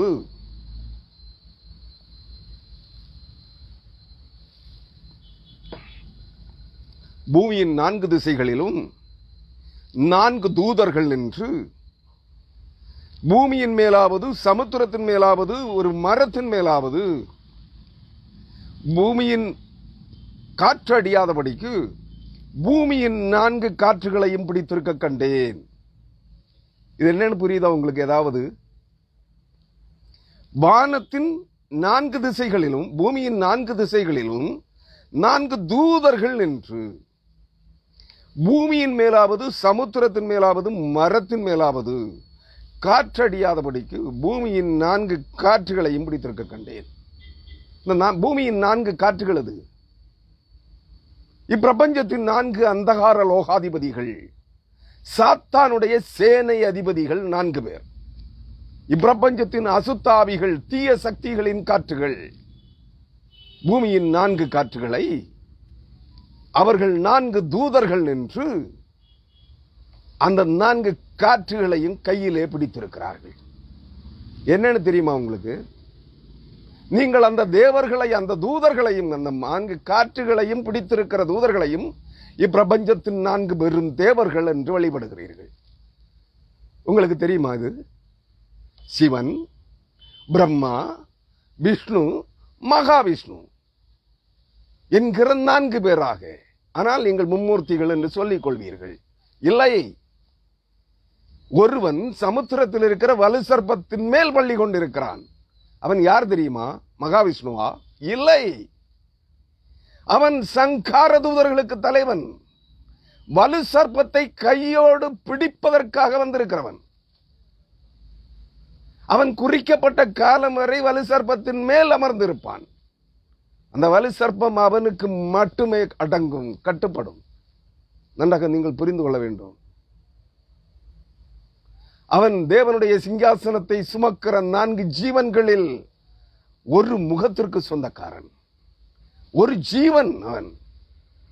அவனுக்கும் 4 முகங்கள் உண்டு. கழுகு முகம், காளை முகம், சிங்க முகம், மனுஷ முகம். படித்திருப்பீர்களே எசேக்கியேல் 9ஆம் அதிகாரம் 1ஆம் அதிகாரத்திலே, வெளிப்படுத்தல் 4ஆம் அதிகாரத்திலே. அந்த 4 ஜீவன்களில் ஒருவன் வலு சர்ப்பத்தின் மேல் அமர்ந்திருப்பவன். அந்த வலு சர்ப்பம் அவனுக்கு மட்டுமே அடங்கும். அவன் தேவன் அல்ல, அவன் கடவுள் அல்ல. சர்வலோகத்திற்கும் ஆண்டவராய் இருக்கிற ஜீவனுள்ள தேவனுடைய சிங்காசனத்தை சுமக்கிற ஒரு ஜீவன் அவன். அவனும் சர்வலோகத்திற்கும் ஆண்டவராய் இருக்கிற சர்வ வல்லமையுள்ள தேவனை முகமுகமாய் பார்க்க முடியாது. நீங்கள் அந்த வேதத்தை படித்துக் கொள்ளுங்கள். இந்த வேத புரட்டர்களும் மதவரியர்களும் குறி சொல்லுகிறவர்களும் சொல்லுகிறார்கள், வேதாகமம் அவர்களுடைய வேதங்களிலிருந்து திருடப்பட்டதென்று. இந்த கேள்விக்கு பதில் சொல்லுங்கள். அவர்களும் எசேக்கியேல் 1ஆம் அதிகாரம், வெளிப்படுத்தல் 4ஆம் அதிகாரத்தின் வசனங்களின்படி அந்த 4 ஜீவன்களும் 16 முகம் கொண்டவர்களும் என்ன செய்ய முடியாது? ஜீவனுள்ள தேவனுடைய முகத்தை தங்கள் கண்களால் பார்க்க முடியாது. ஏனென்றால் அவர்களுக்கு அவ்வாறு செட்டைகள் இருக்கிறது. 2 செட்டைகளால் முகத்தை மூடியிருக்கிறார்கள். 2 செட்டைகளால் பறக்கிறார்கள். 2 செட்டைகளால் உடலை மூடியிருக்கிறார்கள், உடலையும் கால்களையும். தேவனை அவர்கள் தங்கள் கண்களால் பார்க்க முடியாது. காரணம் என்ன தெரியுமா? இங்கே பூமியிலே அவர்கள் தங்களை மிகப்பெரிய தேவர்களாய் காண்பித்ததால், மாயையின் கட்டுகளுக்கு உட்படுத்தப்பட்டிருக்கிற காலத்தில் அவர்கள் ஜீவனுள்ள தேவனுடைய முகத்தை பார்க்க முடியாது. இப்பிரபஞ்சத்தின் சகல தேவர்களையும் கட்டுப்பாட்டுக்குள் பிடிக்கிறவர்கள் அவர்கள். சாத்தானையும் காட்டு மிருகமாகிய வலு சர்ப்பத்தை பிடிக்கிறவன் அவன். கழுகு முகம் கொண்டவன் அவனை நீங்கள் கருடனை சாமி என்று கும்பிடுகிறீர்கள், பெருங்கழுகை. அந்த தேவதூதனை நீங்கள் பெரும் மகாவிஷ்ணு என்று கும்பிடுகிறீர்கள். இல்லை, அவன் வலு சர்ப்பத்தை பிடிக்கும்படியாக அனுப்பப்பட்டவன். குறிக்கப்பட்ட காலம் வரையிலும் அவன் மாயைக்குள்ளே கட்டப்பட்டிருக்க வேண்டும். நன்றாக நீங்கள் புரிந்து கொள்ள வேண்டும். அந்த 4 தூதர்களில் ஒருவன் தான் சுசீந்திரம் தானுமாலய பெருமாள். என்னுடைய புத்தகங்களில் எழுதியிருக்கிறேன், வெளிப்படையாக எழுதியிருக்கிறேன். இப்பொழுதல்ல, பல ஆண்டுகளுக்கு முன்பே. இன்றைக்கு உங்களுக்கு சொல்லுகிறேன், அது கன்னியாகுமரியிலிருந்து தான் தோன்றும். சுசீந்திரம் தானுமாலய பெருமாள் கோவில் தண்ணீரால் சூழ்ந்தது. இன்னும் இருக்கிறது திருவட்டார் ஆதிகேசவ பெருமாள், என்னுடைய ஊருக்கு அருகான ஊரிலே. அந்த 4 தூதர்களில் ஒருவர் சுசீந்திரம் தானுமாலய பெருமாள் என்று வழிபடப்படுகிற அந்த தெய்வம். தேவன் அல்ல, அவன் தேவனுடைய பிரதான தூதர்களில், தேவனுக்கு அருகிலே தேவனுடைய சிங்காசனத்தை துமக்கிற தூதர்களில் ஒருவன். நன்றாக புரிந்து கொள்ள வேண்டும். அடுத்தவன் திருவட்டார் ஆதிகேசவ பெருமாள். அடுத்தவர் அனந்த பார்த்திப பெருமாள், சிவனுக்கு ஒப்பிடுவார்கள். அடுத்த நபர் திருவனந்தபுரம் ஆதி அனந்த பத்மநாப பெருமாள். எல்லாருக்கும் பெருமாள் தான் பெயர். நன்றாக புரிந்து கொள்ளுங்கள். இவர்கள் 4 ஒரு முகத்தின் 4 முகங்கள், ஒரு ஜீவனின் 4 முகங்கள், அல்லது 4 ஜீவன்களின் ஒவ்வொரு முகங்கள். அதை புரிந்து கொள்ளுங்கள். நீங்கள் சகரியா தீர்க்கதரிசியின் புஸ்தகத்தை படித்தால் அந்த வானத்தின் 4 தூதர்கள், வானத்தின் 4 காற்றுகள் எங்கே வருவார்கள்? பூமி எங்கும் சுற்றி விளாவிக் கொண்டிருக்கிறார்கள். சகரியா தீர்க்கதரிசியின் புஸ்தகம். எல்லாம் தேவனாலே அதிகாரம் கொடுக்கப்பட்டு அனுப்பப்பட்டிருக்கிறார்கள். அவர்கள் ஒரு கூட்டம். அந்த 4 ஜீவன்களில் தலா ஒவ்வொரு ஜீவனின் ஒவ்வொரு முகம் இங்கே குமரி மாவட்டத்திலே மாயையிலே கட்டப்பட்டார்கள். குமரியிலும் திருவனந்தபுரத்திலும். அவர்கள் 4 சங்கார தூதர்களின் தலைவர்கள். அவர்கள் தான் இந்த வெளிப்படுத்தின விசேஷம் 7ஆம் அதிகாரம் 1ஆம் வசனத்தை, அவர்கள் மாயையின் கட்டுகளில் இருந்து விடுதலையாக்கப்பட்டு இந்த பூமியின் 4 காற்றுகளை, இப்பிரபஞ்சத்தின்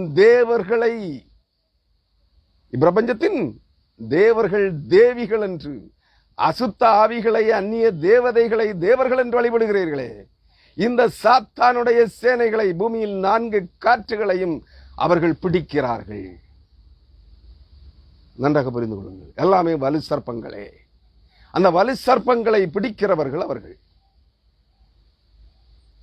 பூமியின் சாத்தானுடைய அந்தகார லோகாதிபதிகள் 4 பேரையும் பிடிக்கிறவர்கள் அவர்கள். அதுதான் வெளிப்படுத்தின விசேஷம் 7ஆம் அதிகாரம் 1ஆம் வசனம்.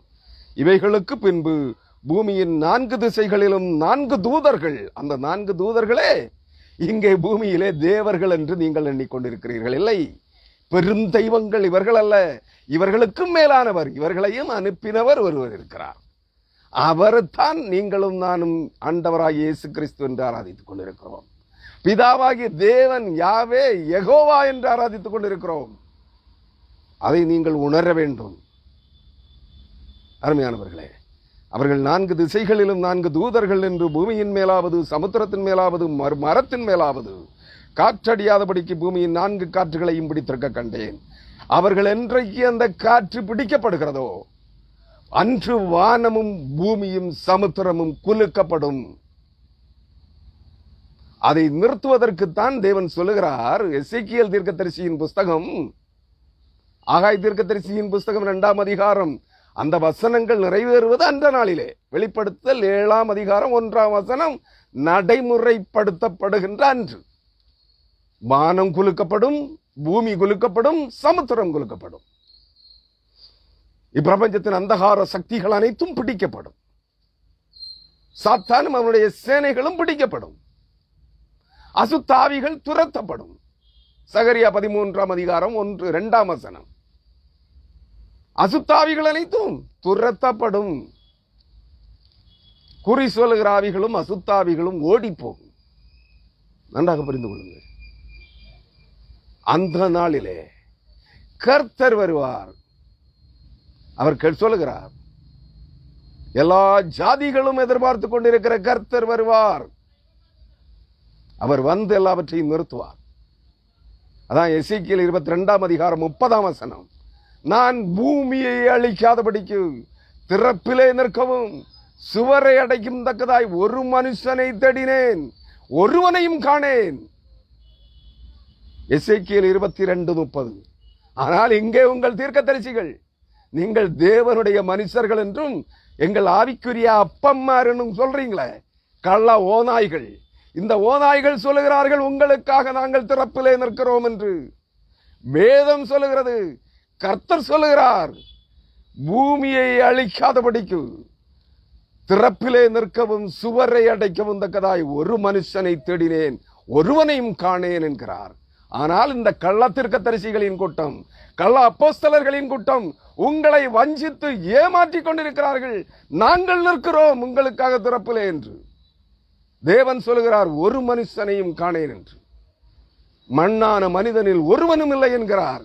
அவன் தேவதூதன். நீங்கள் அதை புரிந்து கொள்ள வேண்டும். அவன் சர்வ வல்லமையுள்ள தேவனுடைய தூதன்.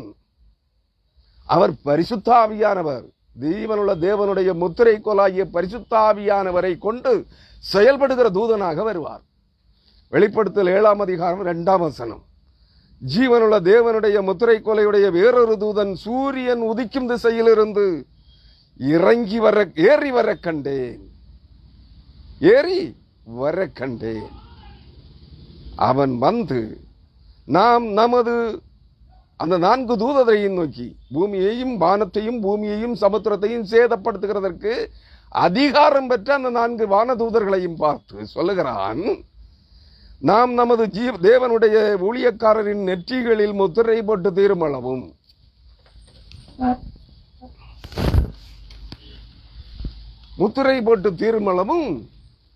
என்ன சொல்லுகிறான், நீங்கள் பூமியையும் சமுத்திரத்தையும் மரங்களையும் சேதப்படுத்தாதிருங்கள் என்று மகா சத்தமிட்டு கூப்பிட்டார். அந்த தூதனே, அந்த கர்த்தருடைய ஆவியானவராகிய தூதனே, அதை நிறுத்தத்தக்கவன், திறப்பிலே நிற்கத்தக்கவன். எசேக்கியேல் 22:30 திறப்பிலே நிற்கத்தக்கவன் அவனே, அந்த தூதனே. மனிதர்கள் அல்ல. உங்கள் திறப்பின் வாசல் ஜபம் நடத்துகிற மோகன் சீலாசரஸ் அல்ல, சாது சுந்தர் செல்வராஜ் அல்ல, வின்சன் செல்வகுமார் அல்ல, ஜான் ஜபராஜ் அல்ல. இது ஓநாய்கள். இந்த ஓநாய்கள் என்றும் திறப்பிலே நிற்காது, நடுங்கி அன்று ஓடுவார்கள், ஓட்டம் பிடிப்பார்கள். பால்திநகரன் அல்ல என்பதை மனதிலே வைத்துக் கொள்ளுங்கள். அது கர்த்தருடைய ஆவியானவர் ஆகிய தூதன். நன்றாக புரிந்து கொள்ளுங்கள். தேவன் வேதம் அணித்தரமாக சொல்லுகிறது. எசேக்கியேல் 22:30. நான் பூமியை, அங்கே தேசத்தை, தமிழிலே தேசம் என்று இருக்கும், பூமியை அழிக்காதபடிக்கு திறப்பிலே நிற்கவும் சுவரை அடைக்கவும் தக்கதாக ஒரு மனிதனை தேடினேன், ஒருவனையும் காணேன் என்கிறார். இவர்கள் தான் தோன்றிகள், நாங்கள் நிற்கிறோம் என்கிறார்கள். இவர்களிடத்தில் இருக்கிற அசுத்தாவிகளின் துணை கொண்டு, வலு சர்ப்பத்தின் ஆவிகளின் துணை கொண்டு நாங்கள் நிற்கிறோம் என்கிறார்கள். உங்களை ஏமாற்றுகிறார்கள். இவர்களை நீங்கள் ஆவிக்குரிய அப்பாமார் என்று அழைக்கிறீர்களா? மனம் திரும்புங்கள். அங்கே கர்த்தர் அதற்கென்று ஒரு தூதனை ஆயத்தப்படுத்தி இருக்கிறார். அதையும் உங்களுக்கு சுட்டி காட்டுகிறேன் இன்றைய செய்தியிலே. ஏசாயா 46:10-11 ஒரு அஞ்சுகிற பட்சியை கிழக்கில் இருந்தும் என் ஆலோசனையை நிறைவேற்றுகிற மனுஷனை தூர தேசத்தில் இருந்தும் வரவழைக்கிறவராயிருக்கிறேன். அவன் வருவான், நான் திட்டம் பண்ணினதை செய்து முடிப்பான் என்று சொல்லுகிறார். அந்தத்தில் உள்ளவைகளை ஆதி முதற்கொண்டும் இன்னும் செய்யப்படாதவைகளை பூர்வ காலம் முதற்கொண்டும் முன்னுரைக்கிறவராயிருக்கிறேன் என்று சொல்லுகிறார். ஏசாயா 46:10-11 அவன் ஒரு உராஞ்சுகிற பட்சியாக வருவான். அந்த தேவதூதர்கள் பறக்கிற செட்டைகளை உடையவர்கள், பட்சிகளைப் போல, பறவைகளைப் போல பறந்து வருவார்கள். அவனே வலு சர்ப்பத்தை துரத்துவான் அல்லது பிடிப்பான். நன்றாக புரிந்து கொள்ளுங்கள். வலு சர்ப்பம் அவனுக்கு முன்பாக ஓடும். ஏனெனில் சர்வ வல்லமை உள்ள தேவனுடைய ஆவியானவருடைய அதிகாரம் அவன் அந்த தூதனுடைய கருத்திலே இருக்கும். இப்ப புரியுதா உங்களுக்கு? இனி நான் எங்கே வருகிறேன், அந்த நாள் வெகு சமீபமாய் உங்கள் நடுவிலே வந்து கொண்டிருக்கிறது. பூமியின் மக்களினங்களே, பூமியின் ஜனங்களே, இன்றைய வேடதாரி கிறிஸ்தவர்களே, ஏற்றுக்கொள்ளுங்கள். வேடம் தரிப்பதை விட்டு விலகுங்கள். தேவ பக்திக்கு ஏதுவான வேடம் தரித்து அதன் பலனை மறுதளித்துக் கொண்டிருக்கிற அன்பான கிறிஸ்தவ ஜனமே, கிறிஸ்தவ ஊழியர்களே, மனம் திரும்ப பாருங்கள். இல்லை என்றால் உங்களுக்கு ஐயோ. ஏசாயா 24 அதிகாரம்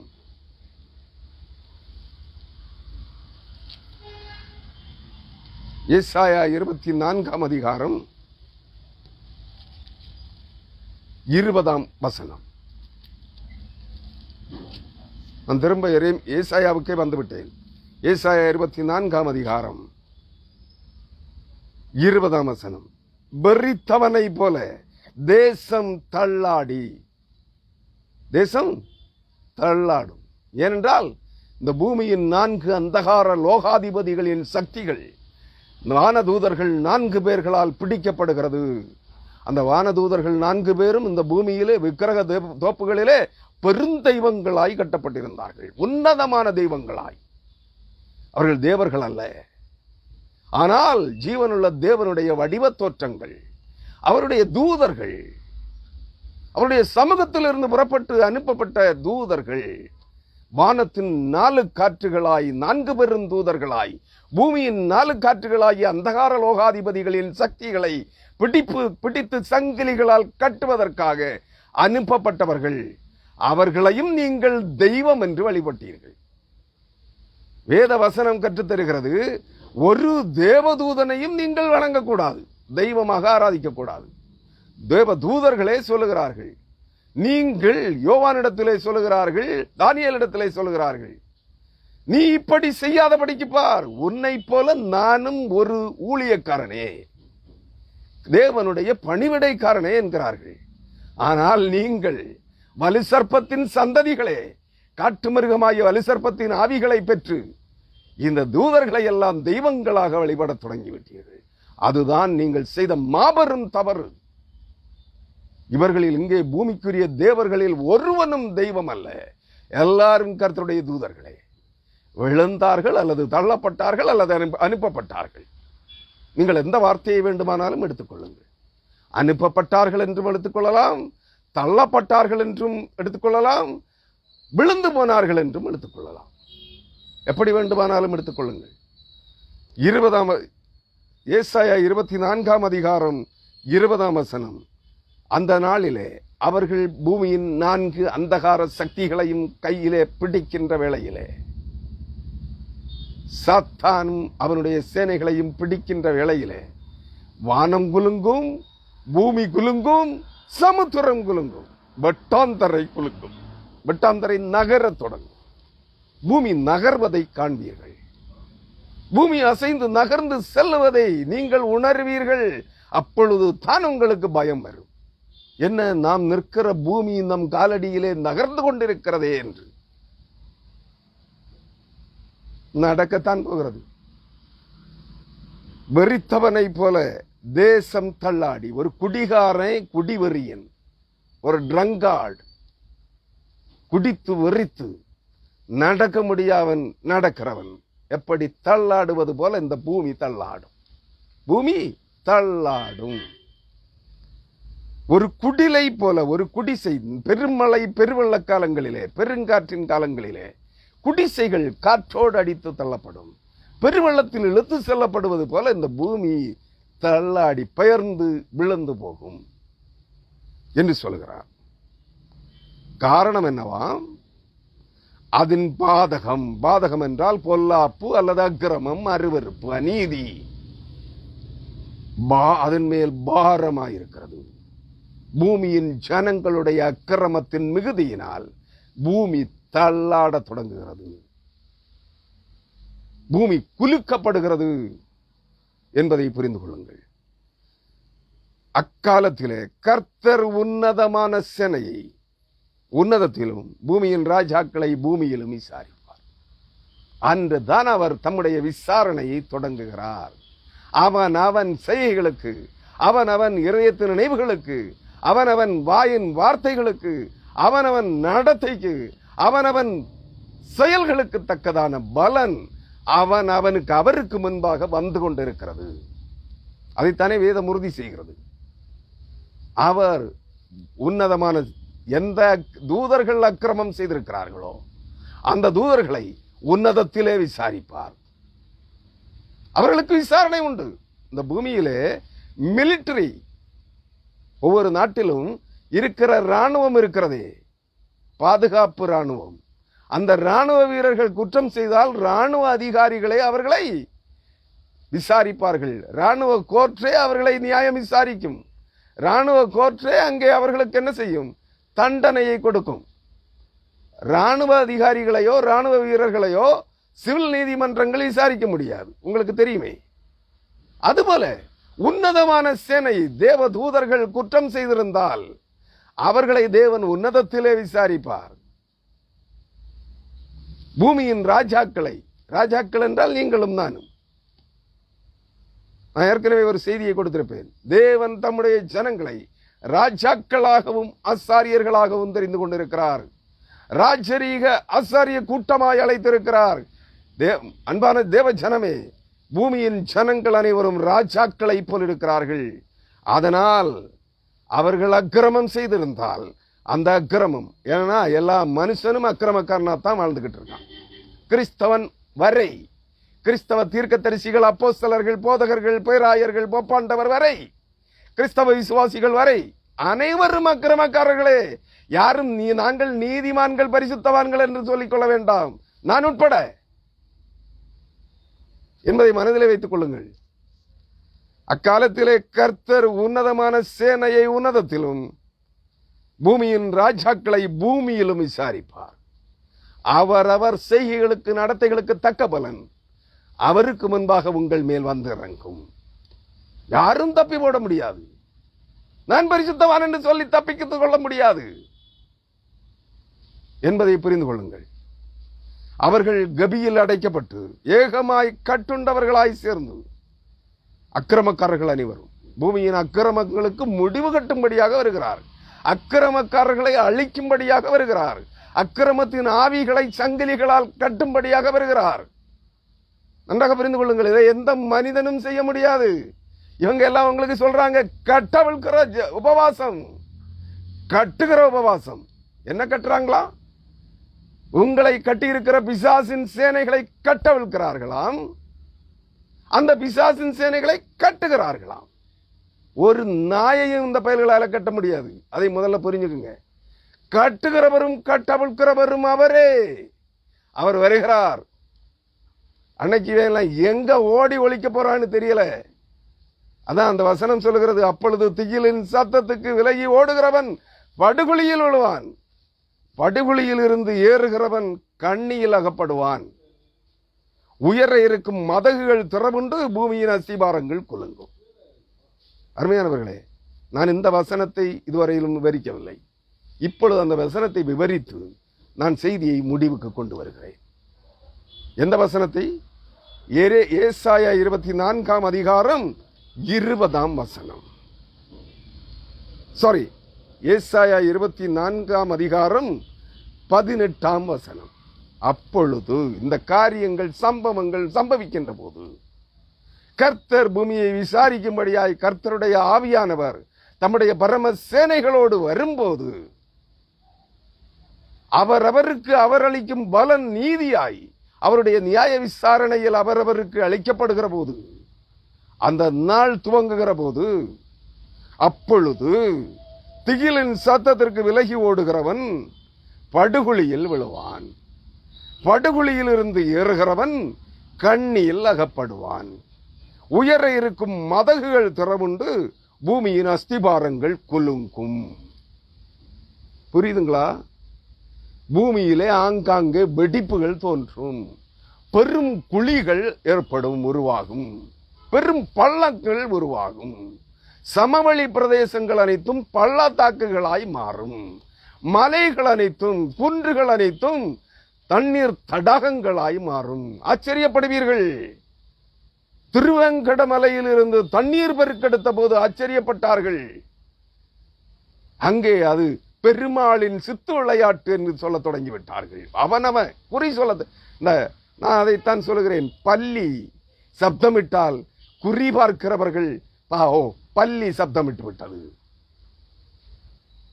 அது நடக்கும் அப்படி என்பார்கள்.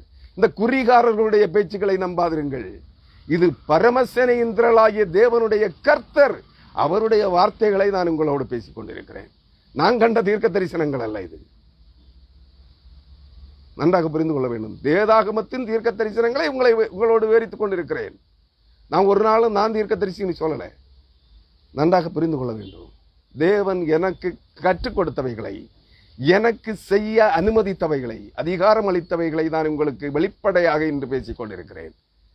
27 ஆண்டுகளாக மறைமுகமாக செய்த கணியை, அதான் ஸ்பிரிச்சுவல் வார்ஃபேர், ஆவிக்குரிய யுத்தத்தில் நான் கற்றுக்கொண்டவைகளை இன்று உங்களோடு வெளிப்படையாய் பேசிக் கொண்டிருக்கிறேன். வேத வசனங்களின் ஆதாரங்களோடு. நான் கண்ட காட்சிகளை எதையும் விவரிக்கவில்லை. அதை பார்க்க வேண்டும் என்றால் நான் இவைகளில் சிலவற்றை ஒரு புத்தகத்தில் எழுதியிருக்கிறேன். சொப்பனங்களும் தரிசனங்களும் என்கிற ஒரு புத்தகம். வேண்டுமென்றால் உங்களுக்கு அதை காண்பிக்கிறேன். இந்த புத்தகத்திலே சொப்பனங்களும் தரிசனங்களும் என்று பெயரிடப்பட்ட இந்த புத்தகத்திலே இவைகளை குறித்த தரிசன காட்சிகளை விவரித்திருக்கிறேன் வேதவசனங்களோடு. அருமையானவர்களே, இங்கே தரிசனத்தை நான் கண்ட காட்சிகளை எல்லாம் உங்களுக்கு விவரிக்க வரவில்லை, சொப்பனத்தை விவரிக்க வரவில்லை, சத்திய வேத வசனங்களையே விவரிக்கிறேன். நன்றாக புரிந்து கொள்ள வேண்டும். வேத வசனம் எரேமியா தீர்க்கதரிசியின் புத்தகத்தில் 23ஆம் அதிகாரம் என்று நினைக்கிறேன். சொப்பனம் கண்ட தீர்க்கதரிசி சொப்பனத்தை விவரிக்க கடவன், அதில் என் வார்த்தை உள்ளவனோ அந்த வார்த்தையை ஞானமாய் விவரிக்க கடவன் என்று சொல்கிறார். நான் வேத வசனங்களைத்தான் உங்களுக்கு விவரிக்கிறேன். நான் கண்டவைகளை சாட்சியாக விடப்பட்ட ஒருவன் கண்டவைகளையும் கேட்டவைகளையும் கூறி அறிவிக்காவிட்டால் குற்றம் அவன் மேல் சுமரும். நான் தண்டனைக்குரியவனாய் மாற விரும்பவில்லை. எனக்கு காண்பிக்கப்பட்டவைகளை, சொல்லப்பட்டவைகளை, என் காதிலே கேட்டவைகளை, என் கண்களால் கண்டவைகளை வேத வசன ஆதார வசனங்களின் அடிப்படையில் வசன விளக்கங்களாய் உங்களோடு பேசிக் கொண்டிருக்கிறேன். நான் தீர்க்கதரிசி என்று உங்களிடத்தில் சொல்லவில்லை. நான் கண்ட காட்சிகளை நான் இதை கண்டேன் என்று சொல்லவில்லை. அதை பார்க்கணும்னா அந்த புத்தகத்தில் எழுதியிருக்கிறேன். அதுவும் என் பெயரால் எழுதியிருக்க மாட்டேன், வழிப்போக்கன் என்ற பெயரிலே எழுதியிருப்பேன். நன்றாக புரிந்து கொள்ளுங்கள். அருமையானவர்களே, அங்கே என்ன நடக்குமாம்? உயர இருக்கும் மதகுகள் திறவுண்டு. எந்த மதகுகள்? மதகுகள்னா எதை குறிக்கிறது? இந்த வசனம் ஏசாயா 24ஆம் அதிகாரம் 17ஆம் வசனம். உயர இருக்கும் மதகுகள் திறவுண்டு. மானம் பெருமழை பெய்து கொண்டிருக்கிறது. உங்களுக்கு புரியல? வடமேற்கு பருவமழை என்று சொல்லுகிறார்களா, தென்கிழக்கு பருவமழை என்று சொல்லுகிறார்களா எனக்கு தெரியல. பெருமழை, பெருவெள்ளம், வெள்ளக்காடாய் மாறிக்கொண்டிருக்கிறது. எங்கே? உலகம் எங்குமா? இல்லை, தமிழகம், கேரளா, ஆந்திரா, கர்நாடகா, தென்னிந்திய பகுதிகள் வெள்ளக்காடாய் மாறிக்கொண்டிருக்கிறது. அனைத்து தேவதூதர்களும் இந்த பகுதிகளிலே தான் கட்டப்பட்டிருக்கிறார்கள். அதை நீங்கள் புரிந்து கொள்ள வேண்டும். ஏன் சூரியன் உதிக்கிற திசையை தேவன் சுட்டி காட்டுகிறார்? ஏன் உலகம் முழுவதும் தென்னிந்தியாவை, கன்னியாகுமரி திருநெல்வேலி மாவட்டத்தை கடைசி கால எழுப்புதலின் ஸ்தலமாக எதிர்பார்க்கிறது? நன்றாக புரிந்து கொள்ளுங்கள். தென்னிந்திய பகுதிகளிலே, இந்தியாவின் விக்கிரக தோப்புகளிலே, ஆயிரக்கணக்கான லட்சக்கணக்கான விக்கிரக தோப்புகளிலே சகல வான தூதர்களும் மாயையிலே கட்டப்பட்டிருக்கிறார்கள். அவர்களைத்தான் இந்த இந்திய தேசத்தின் ஆளுகிறவர்களும் மதவரியர்களும் தங்கள் தெய்வங்கள் என்று வழிபட்டுக் கொண்டிருக்கிறார்கள். அனைவருடைய மாயையின் கட்டுகளும் அறுக்கப்பட்டு எல்லா விக்கிரக தோப்புகளிலும் இருந்து வானதூதர்கள், தேவதூதர்கள் கட்டவிழ்க்கப்பட்டு வெளியேறிவிட்டார்கள். எல்லா விக்கிரக தோப்புகளும் மண்ணோடு மண்ணாக போகிறது. இப்பொழுது அதற்குரிய ஆயத்தம் தண்ணீர் காடாய் மாறிக்கொண்டிருக்கிறது. எல்லா விக்கிரக தோப்புகளையும் தண்ணீர் சூழ்ந்து கொள்கிறது. எச்சரிக்கிறேன், மனம் திரும்புங்கள். நீங்கள் இந்த வேத வசனங்களுக்கு எந்த போதகனும் உங்களுக்கு விளக்கம் தந்திருக்க மாட்டான். ஏன்னா விளக்கம் சொல்ல முடியாது. அது அப்படிப்பட்டவை, நன்றாக புரிந்து கொள்ள வேண்டும். அருமையானவர்களே, வானத்தின் மதகுகள், உயர இருக்கும் மதகுகள், வானலோகத்தின் தண்ணீர் தடாகங்கள் திறக்கப்பட்டு வானம் தண்ணீரால் மச்சுப்பாவப்பட்டிருக்கிறது. நீங்கள் சங்கீதங்களின் புத்தகத்தை படிக்க வேண்டும். வானம், வானமண்டலங்கள் உறைந்த மழையால் கண்ணாடியை போல விரிக்கப்பட்டிருக்கிறது. வானமெங்கும் தண்ணீர் தடாகங்களே நிறைந்திருக்கிறது. தேவன் கட்டளையிட்டால், வானத்தின் மதகுகள் திறக்கப்பட்டால் பெருமழை, பெருவெள்ளம் பொரியும். நோவா காலத்தில் ஜலப்பிரளயம் ஏற்பட்டது போல வானத்தின் மதகுகள் திறக்கப்படும். இது திறக்கப்பட்டிருக்கிறது. விஞ்ஞானிகள் சொல்லுகிறார்கள், காற்றழுத்த மண்டலம், காற்றழுத்த தாழ்வு மண்டலம் உருவாகி இருக்கிறது சமுத்திரத்திலே. உண்மைதான். காற்றழுத்த தாழ்வு மண்டலம், வானத்தின் மதகுகள் திறக்கப்பட்டிருக்கிறது. நீங்களும் நானும் அதை தடை செய்ய முடியாது. தேவன் விரும்பின காரியம் நடக்கும் வரை இது தொடரும். உயர இருக்கும் மதகுகள் திறக்கப்பட்டு பூமியின் அஸ்திபாரங்கள் குலுங்கும். அந்த நாள் வரப்போகிறது அருமையானவர்களே. அந்த நாளிலே தேசத்து பூமியின் குடிகளே, திகிலும் படுகொலியும் கண்ணியும் உங்களுக்கு நேரிடும். அப்பொழுது இது சம்பவிக்கும் காலத்திலே திகிலின் சத்தத்துக்கு விலகி ஓடுகிறவன் படுகொலியில் விழுவான். ஏனெனில் பூமியின் பெரும் பிளப்புகள் படுகொலிகளாய் மாறியிருக்கும், பெரும் பள்ளங்களாய் தோன்றியிருக்கும்.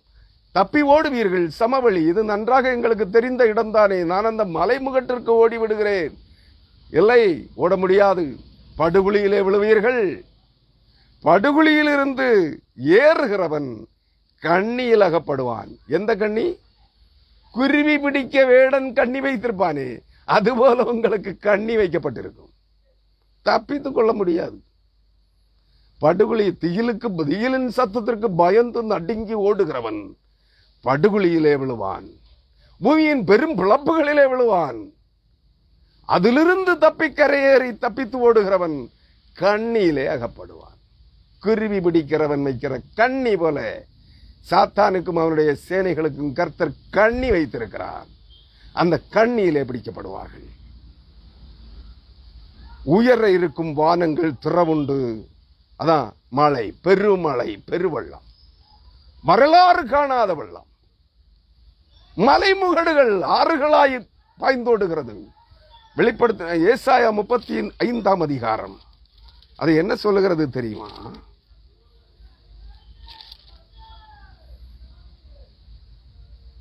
வனாந்தரமும் வறண்ட நிலமும் மகிழ்ந்து கடுவழி கழித்து புஷ்பத்தை போல செழிக்கும். 7ஆம் வசனம், ஏசாயா 35:7. வட்டாந்தரை தண்ணீர் தடாகமும் வறண்ட நிலம் நீரூற்றுகளும் ஆகும். பலு சர்ப்பங்கள் தாபரித்து கிடந்த இடங்களிலே புல்லும் கொற்கையும் நாணலும் உண்டாகும். கோட்டைகள், கொத்தளங்கள், கோவில்கள், விக்கிரகத்தோப்புகள் எல்லாம் கடுவழிகள் மகிழ்ந்து தண்ணீரின் நிறைவினால் மகிழ்ந்து கம்பீரிக்கும். ஏனெனில் மாயை அறுக்கப்படுகிறது. வலு சர்ப்பத்தின் மாயை, சாத்தானுடைய மாயையின் கட்டுகள் அறுக்கப்படுகிறது. மலைகள், பள்ளத்தாக்குகள் எங்கும் ஆறுகளாய் பாய்ந்தோடும். மலைகளிலிருந்து பெருமாறுகள் புறப்படுகிறது, நீர்வீழ்ச்சிகள் புறப்படுகிறது. அருமையானவர்களே, இது எச்சரிப்பின் காலம், மனம் திரும்புவதற்கான காலம். வேதம் முன்னுரைத்திருக்கிற அனைத்து அழிவுகளும் பேரழிவுகளும் நடைபெற ஆரம்பமாக போகிற காலம். மனம் திரும்ப மனதானால் மனம் திரும்புங்கள். நீங்கள் உலகத்திலே சம்பாதித்தவைகள் ஒன்றும் உங்களுக்குரியதாக இராது. அனைத்தும் மண்ணோடு மண்ணாகி அழிந்து போ. நீங்களும் அழிய வேண்டும் என்றால் உங்கள் விருப்பம் போல வாழுங்கள். இல்லாதவர்கள் மனம் திரும்புங்கள். உங்கள் பாவ அக்கிரமங்களை, பண ஆசையை, பெண்ணாசையை, மண்ணாசையை, சம்பாத்திய இச்சைகளை விட்டு விலகுங்கள். உலக ஆடம்பரங்கள், மனமேட்டிமைகள், பெருமைகள், அகந்தைகள், ஆணவங்கள் அனைத்தும் கர்த்தருக்கு விரோதமானது. கர்த்தருக்கு விரோதமான அனைத்தையும் விட்டு விலகி மனம் திரும்பி கர்த்தரண்டையிலே வாருங்கள். நித்திய வாழ்வை, நிறைவாழ்வை பெற்றுக்கொள்வீர்கள். உங்களுடைய வீடு பரலோகத்தில் இருக்கும். கர்த்தர் தாமே இந்த வார்த்தைகளின்படியாக உங்களை வழிநடத்துவாராக. வரப்போகிற பேரழிவின் காலத்திலே உங்களை தப்புவித்து பாதுகாப்பார்.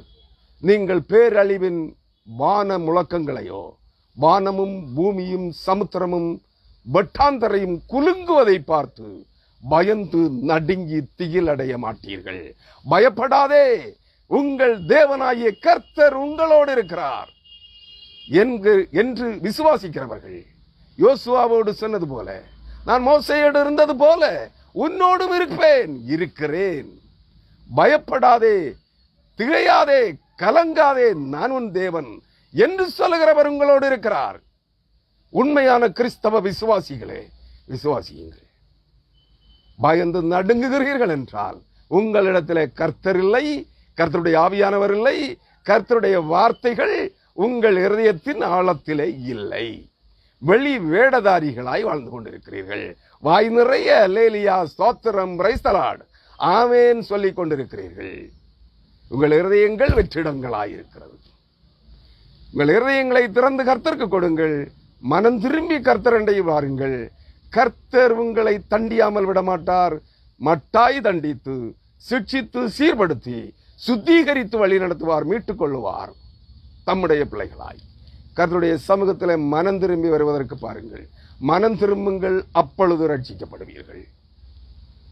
கர்த்தர் தாமே இந்த வார்த்தைகளின்படியே உங்களை ஆசீர்வதித்து நடத்துவாராக. ஆமென்.